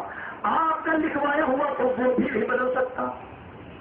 اب آپ سے پوچھ لو وہ غلط، میں بھی نہیں بتاؤں گا وہ سے مراد کیا، وہ آپ کو سمجھ لو وہ بھی نہیں بدل سکتا. اس لیے آپ نہ لکھوائیے. کہاں میں لکھاتا ہوں، لکھتا یا نہیں؟ اس کو بھی غصہ آیا، بولا نہیں لکھتا ہوں. پولیس نے کہا نہیں لکھتا ہوں. کہا نہیں لکھتا، کہا نہیں، کام تھا یار تو بھی آپ لیکن رب کی قسم یہ بات ہے اگر تمہاری کتاب میں نہ دکھلاؤں تو پولی پہ لٹکا دو، پھانسی پہ چڑھا دو. اور ایسی کتاب میں جو چوراہوں پر دکھتی ہے ہمیں اٹاوا نہیں جانا پڑے گا لینے کے لیے، ہمیں بہت دور لندن نہیں جانا پڑے گا لینے کے لیے کہ چوراہے پر وہ کتابیں دکھتی ہیں ان کتابوں میں، اور زیادہ دور نہیں صرف بمبئی پہ جانا پڑے گا. ہاں نام لے کے اتنا کہہ دو صرف حاجی علی صاحب کی درگاہ پہ جانا پڑے گا، یہاں مل جائے گی. اور کیجیے میرے بھائی جو لکھا کہ تو بھی جانتی. اب تو معاملہ اتنا گرم ہو گیا، اتنا گرم ہو گیا. جب اس کے باپ آئے تو اس نے کہا بھائی آپ کے بیٹے نے مجھے پیسہ کر دیا، اب کچھ تو کرو. کہا میرے بیٹے کا کہا ہوا تو میں بھی نہیں بدل سکتا. بہت محنت کی، ضمانت کی، ایک راستہ میں نکال سکتا ہوں. اس کا باپ کہہ رہا ایک راستہ نکال سکتا ہوں. کہا کیا؟ تو یہ بتا کہ میرے بیٹے نے کیا کہا، انت بھی جہنم یا انت بھی النار. میرے بیٹے نے کیا کہا، انت بھی جہنم یا انت بھی النار. کہا آپ کے بیٹے نے انت بھی النار کہا، انت بھی جہنم نہیں. انت بھی النار کہا نا، تو نار کے معنی تو آگ کے ہوتے ہیں. اب میں اتنا اختیار تجھے دیتا ہوں کہ آگ میں جل کر تو مرے گا. اب تو دنیا میں مرنا چاہے گا یا جہنم کی آگ میں جلنا چاہتا ہے. اب تو بتا دے کہ تجھے کون سی آگ پسند ہے. اس نے کہا جہنم کی آگ مجھے پسند نہیں ہے، دنیا کی آگ مجھے پسند ہے. پھر اس کا انتقال دنیا کی آگ میں جل کر ہوتا ہے. غور کرو یہ ٹھیکے کے ٹکٹ کس نے بانٹے ہیں؟ جنتی اور جہنمی بنانے کے ٹکٹ کس نے بانٹے ہیں؟ ایک انسان کو یہ اتھارٹی پاور کس نے دیا کہ اگر وہ میری بات نہ مانتا ہے اور میرے کہنے سے نہیں لکھتا تو ہم غصے میں یہ کہہ دیتے ہیں کہ یا تو بھی جہنمی. اگر میری غصے کی نظر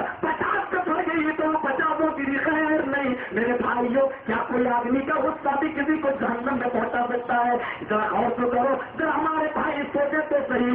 وہاں امام کائنات اپنی بیٹی سے کہہ رہے ہیں انقذی نفسک من النار, اے میری بیٹی تو اپنے آپ کو جہنم سے بچا لے. او میری بیٹی, قیامت کے دن میں تیری کوئی کام نہ آ سکوں گا. محبت کو پہچاننے کی کوشش کرو. ہم نبی کی بات کرتے ہیں تو مجرم ہو جاتے ہیں, تم اوروں کی بات کرتے ہو تو کوئی فرق نہیں پڑتا. ان لوگوں کو ٹکٹ باندھے ہیں تم نے تو کوئی فرق نہیں پڑتا.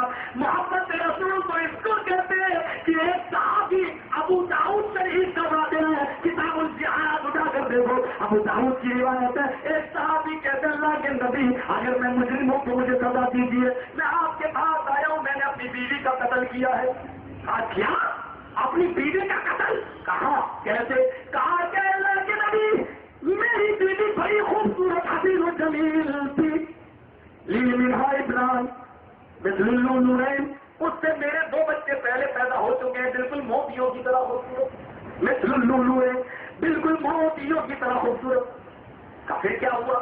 اللہ کے نبی وہ میرے بچوں کے ساتھ کھیل رہی تھی اور میں آپ کی بات و نصیحت سن رہا تھا. جب میں یہاں سے گھر پہنچا میری بیوی نے دروازہ کھولا, سوچتے ہی دیکھتے ہی کہنے لگی کہاں سے اب تک بچے بھوکے ہیں, تمہیں کوئی فکر نہیں, بس محمد کی باتوں میں لگے رہتے ہو. اس نے باپ کو بیٹے سے اور بیٹے کو باپ سے جدا کر دیا, اس نے ایک دوسرے سے جدا کر دیا. اللہ علیہ وسلم, ارے اللہ کے نبی جب اس نے آپ کی شان میں صرف اتنے سے جملے کہے, بس محمد کی بات سنتے رہتے ہو. ارے اللہ کے نبی اس نے آپ کے بارے میں صرف اتنے جملے کہے, میری نظریں پورے مکان پہ دوڑنے لگی. اونٹ نہر کرنے والا خنجر پڑا تھا, اونٹ نہر کرنے والا خنجر پڑا تھا. میں نے اس خنجر کو اٹھایا, مجھے جوش میں کوئی چیز دکھائی نہیں دی, میں نے اس خنجر کو اٹھا کر اپنے بیوی کے پیٹ میں داخل کر دیا. اے اللہ کے نبی میری بیوی بھی حاملہ تھی, اس کا حمل بھی گر گیا, ثابت ہو گیا, بچہ بھی خون سے رس گیا اور میری بیوی بھی چند ہی لمحوں میں ٹھنڈی ہو گئی. اس نے ایسا کہا تھا, اب میں آیا ہوں, اللہ کے نبی کوئی سزا بنتی ہے تو مجھے سزا دے دیجیے, قتل کرنا ہو تو بدلے میں مجھے بھی قتل کر دیجیے. فرمایا کہ اس نے میری شان میں گستاخی کی تھی اور اللہ نے جبرائیل کو بھیج کر بھی مجھے بتایا کہ رسول کی شان میں گستاخی جو کرے اس کی ایک ہی سزا ہے کہ اس کو اس دنیا میں زندہ رہنے کا حق نہیں ہے. اس نے اپنی بیوی کو مار کر کوئی جرم نہیں کیا, جا تو نے کوئی جرم نہیں کیا. یہ محبت رسول ہے. لوگوں وہ تو رسول کی محبت میں اپنی بیویوں تک تو قتل کر دیا کرتے تھے, لیکن رسول کی شان میں کوئی گستاخی نہیں سنا کرتے تھے. ہم جائزہ لیں اپنے ماحول کا, معاشرے کا, اور پھر غور کریں اپنے دعوے پر کہ ہم کہتے ہیں کہ ہمیں رسول سے محبت ہے. کون سی چیزوں کی تم نے ہم نے قربانیاں دی ہے, ہم نے اور آپ نے. حقدار تو آپ بھی نہیں ہے. جس طریقے سے ہم کو گستاخ رسول کہتے ہو اسی طریقے سے مجھے بتاؤ کہ کون سی چیزیں بھی ہے جو تمہیں محبت کے محبوب بنا رہی ہو اور مجھے کہلا رہی ہو. مجھے بتاؤ تو صحیح کیسا کون سا عمل ہے ہمارا تمہارا جو ایسا کر رہا ہو. میں بتاؤ تو صحیح محبت رسول کے دعوے دار تم ہو. قربان ہم ہیں, ہم کو کہہ رہے تھے بہت آسان ہے, لیکن اتنا تو بتا دو کہ تم اپنی خوبیاں تو بتاؤ کہ تم محبت رسول کہلاتے. کہنے کے حقدار کیسے ہو, کس منہ سے ہو اور کیا کرتے ہو رسول کے ساتھ میرے بھائی ہو. کل میں نے بتایا تھا ہم تو اپنی نمازوں پر بھی نام لیتے ہیں تو جناب محمد رسول اللہ کا, اگر ہم آمین دو سے بولتے تو کہتے ہیں جناب محمد رسول اللہ کی سنت ہے. ہم اگر رب الدین بھی کرتے تو کہتے ہیں جناب محمد رسول اللہ کی سنت ہے. مجھے بتاؤ تم کیا کہتے ہو؟ تم یہ کہتے ہو کہ ایسا میں اس لیے کرتا ہوں, نہیں کرتا ہوں کیونکہ میرے امام نے نہیں کیا ہے. تم یہ کہتے ہو کہ میں ایسا اس لیے آمین نہیں بولتا ہوں کیونکہ میرے امام نے ایسا بولنے کا حکم دیا ہے. اب بتاؤ ہم تو نمازوں پر بھی نام لے تو جناب محمد رسول اللہ کا, اور تم نماز جیسی عبادت میں نام لو اپنے بزرگوں کا, اور پھر بھی یہ کہو کہ ہم محبت رسول کے حقدار ہیں. مجھے بتاؤ تو صحیح کہ محبت رسول کا اسی کو کہتے ہیں. ایک صحابی ابو داؤد کی روایت ہے, اپنا واقعہ بیان کرتے ہیں کہ مجھے معلوم تھا اس وقت تک ایسا نہیں تھا, مردے بھی لوگ کھا لیا کرتے تھے.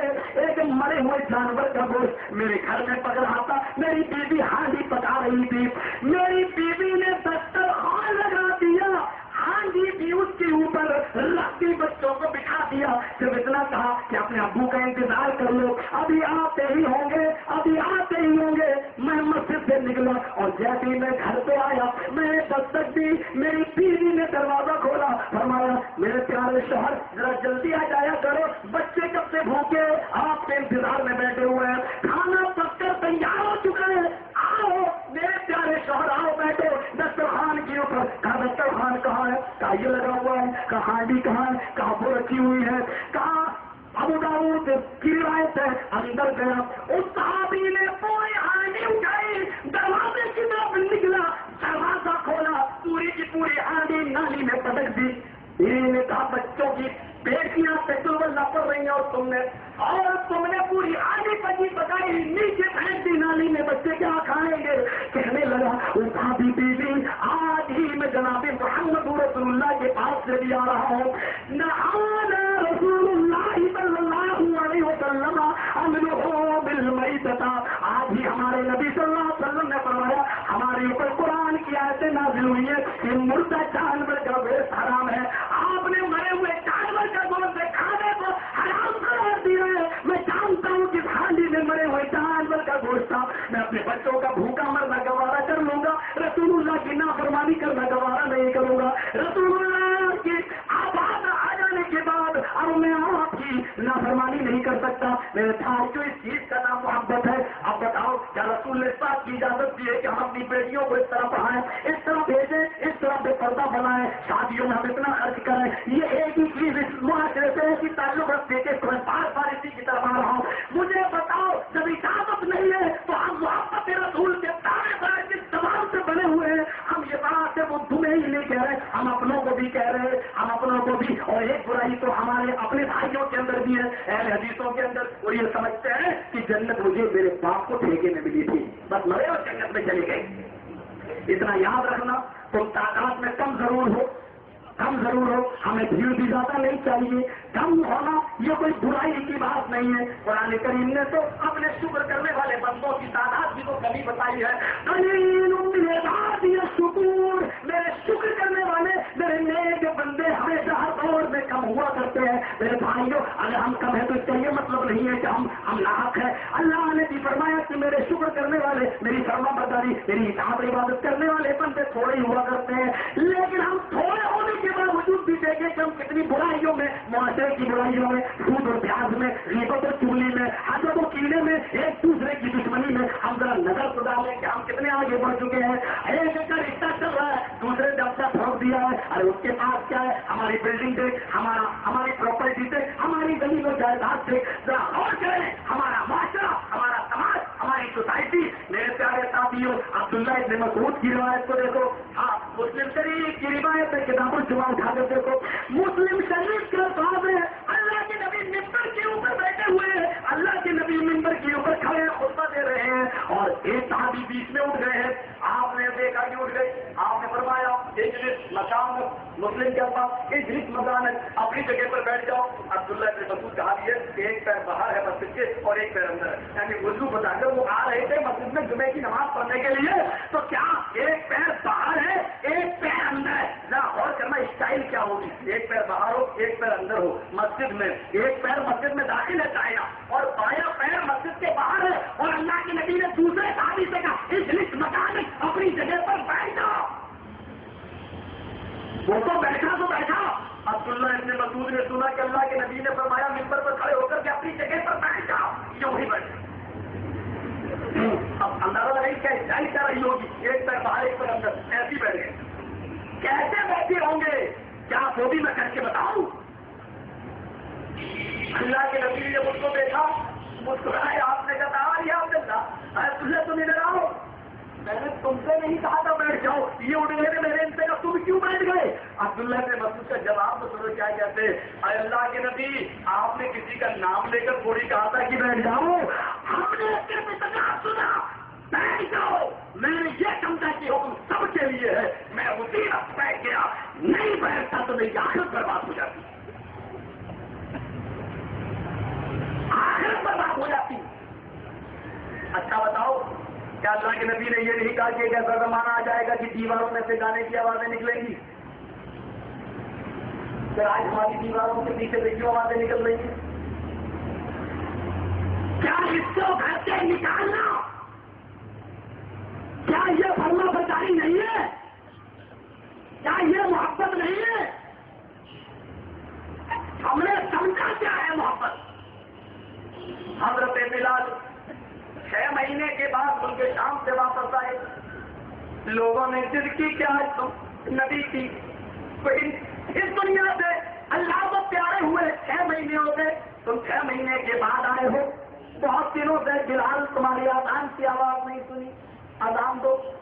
کہا نبی کے انتقال کے بعد اب میری زبان سے اذان کے الفاظ ادا نہیں ہوتے. جب ضد کی تو کہنے لگے اشہد ان محمد رسول اللہ کہتے ہوئے کس کے چہرے کو دیکھوں گا. نبی سامنے کھڑے ہو جایا کرتے تھے. کہا کہ کیسے؟ حضرت حسن آئے، حضرت حسین آئے، دامن پکڑ لیا. کہا میرے نانا نے کیا کہا تھا؟ جس نے حسن اور حسین کا دل توڑا اس نے میرا دل توڑا. آئے بلال دیکھو یہ میری خواہش ہے کہ تم اذان دو گے، یہ میری تمنا ہے کہ تم اذان دو گے، نہیں دو گے تو نوازوں کا دل ٹوٹے گا. نبی اکرم نے کیا کہا تھا؟ جس نے میرے نوازوں کا دل توڑا اس نے میرا توڑا. سمجھ لو میرا ٹوٹا تو نبی کا. حضرت بلال کہتے کہ تمہارا دل تو تمہاری دل. اب اللہ کے نبی نے بھی اپنی زندگی میں نہیں توڑا، پھر میں کیسے توڑ سکتا ہوں؟ اردو بناتے ہیں حضرت بلال اذان کے وقت میں اور اذان دینے کے لیے اسی جگہ پر کھڑے ہو جاتے ہیں. اذان انگلیوں میں کانوں میں انگلیاں دے رکھی ہے. آج کل کا زمانہ نہیں تھا کہ اذان ہو جائے تب لوگ نکلے مسجد کی طرف. وہاں مسجدیں پہلے بار جایا کرتی تھی. حضرت بلال اسی جگہ پر کھڑے ہیں. صحابہ کھجور کے پتوں کی بنی ہوئی چٹائیوں پر بیٹھے ہوئے ہیں. حضرت بلال کو دیکھ رہے ہیں تو اللہ کے نبی کا زمانہ یاد آ رہا ہے. 6 مہینے پرانی محبت یاد آ رہی ہے. کچھ صحابہ تو اذان سے پہلے ہی رونے لگے کہ آج اللہ کے نبی ہوتے حضرت بلال کی طرح اذان دیتے. ان کی آنکھوں سے آنسو نکلنے لگے. کچھ جو نہیں نکل رہے تھے وہ حضرت بلال کی اذان دینے کی بات نکلنے لگے. حضرت بلال نے اپنے کانوں میں انگلیاں دے لی اور زوردار آواز میں پکارنا شروع کر دیا اللہ اکبر اللہ اکبر. نہ جانے اس جملے میں کون سی نغمے قیامت بھری ہوئی تھی. آپ پرندے بھی چلے آ رہے ہیں اذان کی آواز سننے کے لیے. درختوں کے پتے بھی جنبش نہیں کر رہے ہیں اور بھی کا قابو ہو گئی ہے اور چھتوں پہ چڑھ گئی ہے کہ آج حضرت بلال کی اذان سنے. حضرت بلال ان جملوں پہ پہنچ جاتے ہیں اشہد ان لا الہ الا اللہ. آسمان سے فرشتے بھی حضرت بلال کی یہ آواز سننے کے لیے آ جاتے ہیں. عورتیں کھڑی ہیں چھتوں پر بلال کی اذان سن رہی ہے اور سب کے آنکھوں میں آنسو ہے کہ آج جناب محمد رسول اللہ کا زمانہ یاد آ گیا ہے. رسول اللہ کے دور میں دی ہوئی اذان یاد آ جاتی ہے. اللہ کے نبی کا زمانہ اور چٹائیاں بھیگ چکی ہیں آسموں سے اور حضرت بلال اس جملے پر دھیرے دھیرے پہنچ جاتے ہیں اشہد ان محمد رسول اللہ. اشہد ان محمد کہنے کے بعد اسی جگہ پر نظر پہنچ جاتی ہے جس جگہ پر جناب محمد رسول اللہ کھڑے ہوا کرتے تھے. آج وہ جگہ خالی ہے. محمد کا جملہ نکلے اللہ کے رسول سامنے نہیں ہے.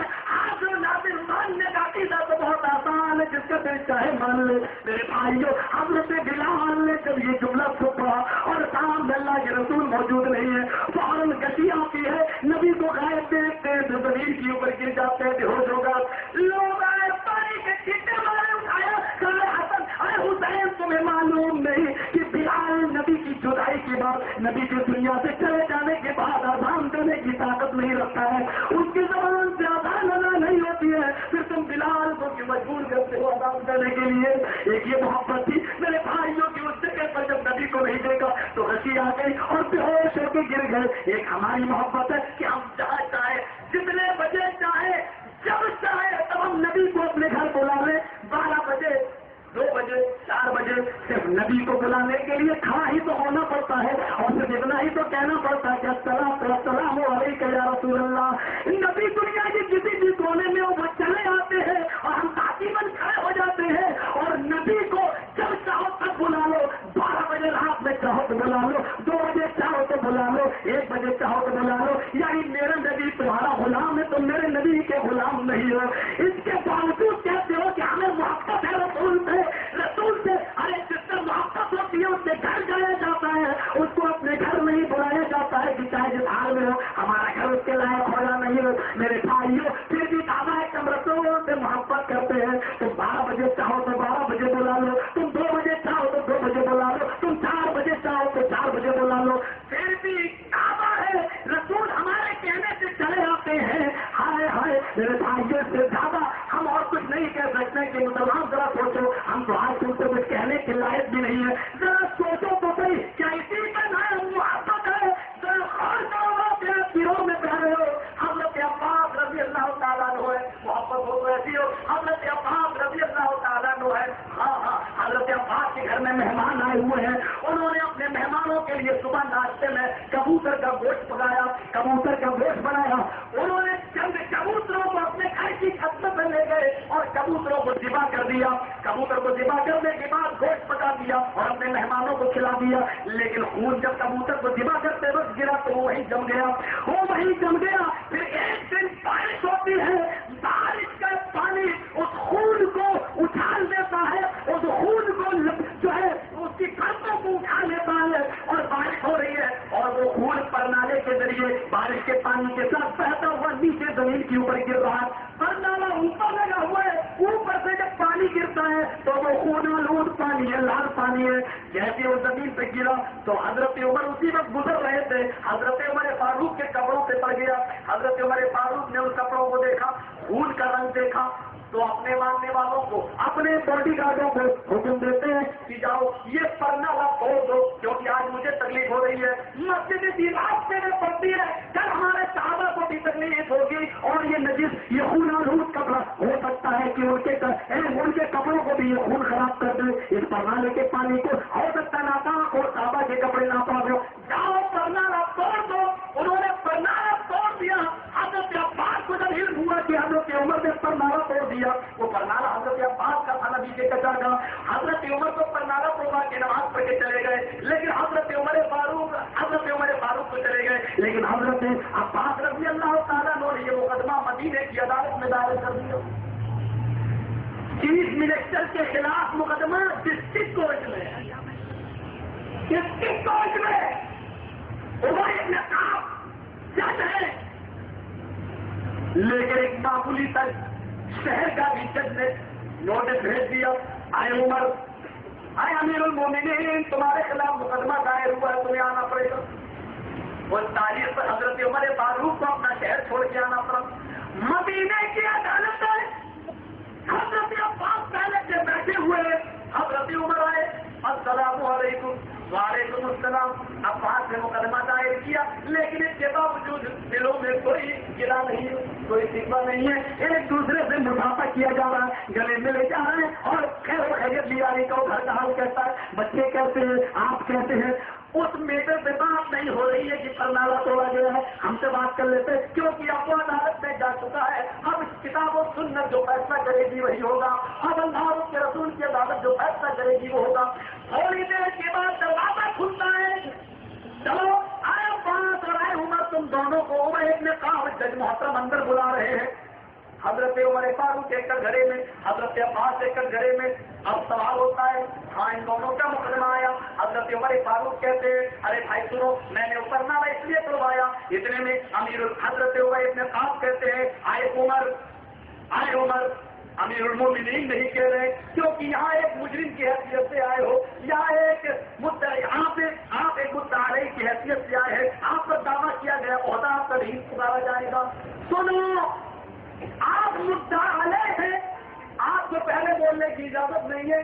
دعویٰ کیس تو آپ کے خلاف حضرت عباس نے کیا ہے، لہذا پہلے عباس کو بولنا پڑے گا. بتاؤ عباس تمہیں کیا تکلیف ہے؟ حضرت عباس نے بتایا کوئی تکلیف نہیں ہے، انہوں نے میری اجازت کے بغیر وہ پرنالا توڑا دیا ہے. کیا ایسی شریعت میں کوئی اجازت نہیں، کسی کی اجازت کے بغیر اس کے پرنالے کو توڑ دیا جائے؟ حضرت عمر فاروق کو کیا حدیث نہیں معلوم ہے کہ گھر والے سے اجازت لے لینی چاہیے؟ کہو آیا امیر المومنین، آئے عمر، کیا جواب ہے تمہارے پاس؟ کہا بھائی میں امیر ہوں اور عباس تو میں نے 2-3 بار بلوایا، یہ نہیں ملے اور میں ذمہ دار ہوں دوسری جگہ کی، مجھے جانا تھا. شکایت تھی میرے پاس، اس پرنالے سے والوں کو بھی تکلیف ہوتی ہے، میں ذمہ دار ہوں اس لیے میں نے پرنالا توڑا دیا. میں نے 3-4 بار تو ان کو بلوایا لیکن وہ نہیں ملے. کہا اب بولو ہے، اب آپ کچھ کہنا چاہتے ہو؟ کہا کچھ نہیں، میں نہیں ملا، پھر تو میرا انتظار کرنا چاہیے تھا. کہا عمر تم بولو. کہا میں کیسے انتظار کرتا ہوں، میرے اور بھی کام ہے، مجھے اور بھی جگہوں کو دیکھنا ہے. حضرت عمر اپنے آپ کا فیصلہ تم لوگ کیا کہتے ہیں؟ اے عباس تمہارا پوائنٹ ویک ہے، تمہارا پوائنٹ کمزور ہے. وہ چیف منسٹر ہے، وہ ایک عہدے پر فائز ہے، اور ایک ذمہ دار آدمی جب 3-4 بار آپ کو بلانا اور آپ نہیں آ رہے ہیں یا ہے نہیں تو اس کو حق ہے کہ وہ توڑ دے، کیونکہ اس سے اور دوسرے مسلمانوں کو تکلیف ہو رہی تھی. لہٰذا یہ مقدمہ آپ کے فیور میں نہیں، حضرت عمر فاروق کے فیور میں جا رہا ہے. اے عمر تم نے کوئی قصور نہیں کیا.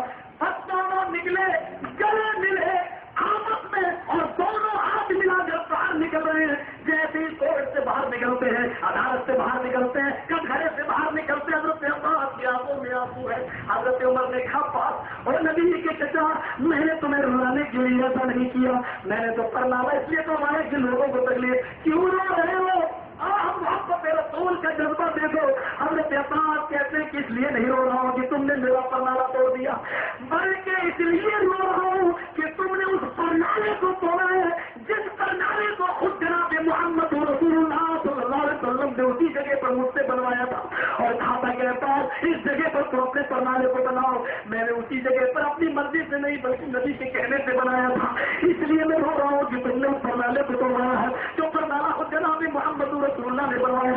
کہا عمر فاروق نے اے عباس کیا وہ پرنامہ جناب محمد رسول اللہ نے بنوایا تھا؟ کہا اے عمر ابن کعب اٹھو جج کی کرسی پہ سے میں بیٹھوں گا. حضرت عمر اس جج کی کرسی پر بیٹھے، کہنے لگے مجرم بھی میں ہوں اور آج جج بھی میں ہوں.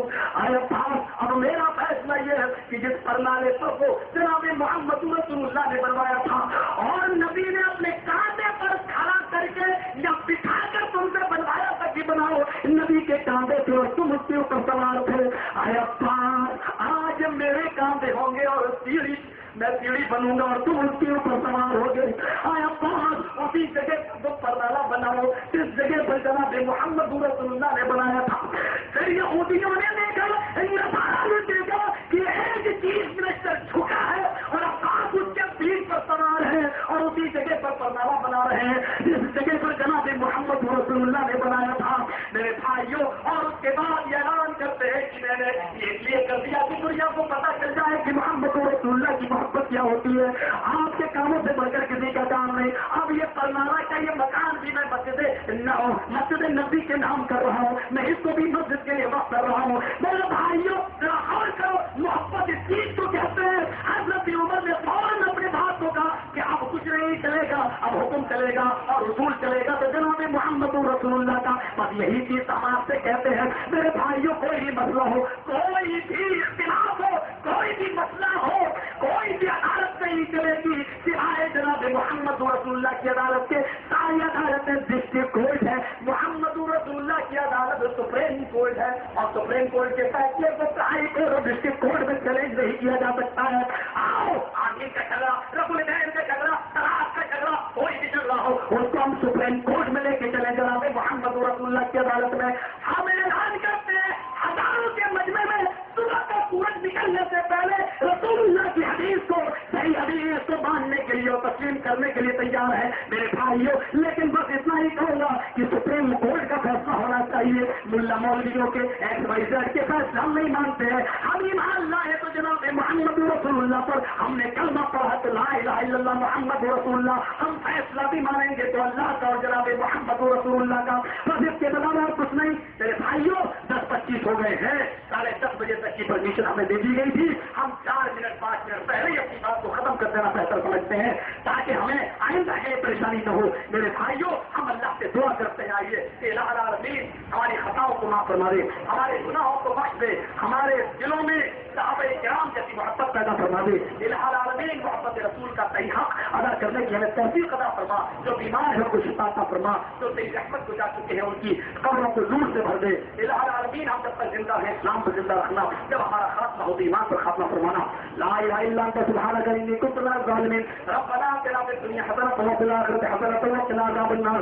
ربنا ظلمنا انفسنا وان لم تغفر لنا وترحمنا لنكونن من الخاسرین. ربنا تقبل منا انك انت السميع العليم وتب علينا انك انت التواب الرحيم. وصلى الله تعالى وبارك على خير خلق محمد وعلى آله وصحبه أجمعين برحمتك يا أرحم الراحمين. السلام عليكم. انشاءاللہ تعالی کل بھی اسی جگہ اجلاس ہوگا اور ایک عجائلہ اور میں آپ حضرات کا بہت ہی مشہور ہو علماء کرام کا اور پولیس ڈپارٹمنٹ کا جنہوں نے ہم کو سہیوگ دیا یہاں کی انتظامیہ کا جوانوں کا دوستوں کا بزرگوں کا اور سبھی سامعین کا اور خواتین کا سبھی حضرات اطمینان سے جائیں خواتین کو کوئی تکلیف نہ ہو. محترم بھائی اور بزرگوں 27 فروری 2011 پر اتوار انڈا پلیٹ وغیرہ میں ایک اجلاس عام مقرر ہے جس کو نذیر صاحب راجی خطاب فرمائیں گے. مسجد اہل حدیث مدرسہ تربیہ تعلق آپ کی کملا نگر انڈا پلیٹ وغیرہ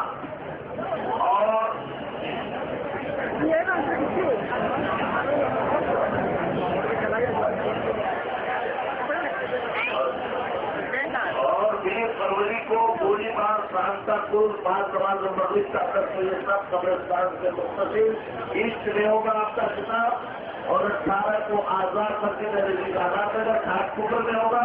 19 کو پوریا اسٹریٹ کرلا میں آپ کا خطاب عام ہوگا. سبھی حضرات سے شرکت کی اپیل کی جاتی ہے آپ حضرات سے سیکھ جائیں.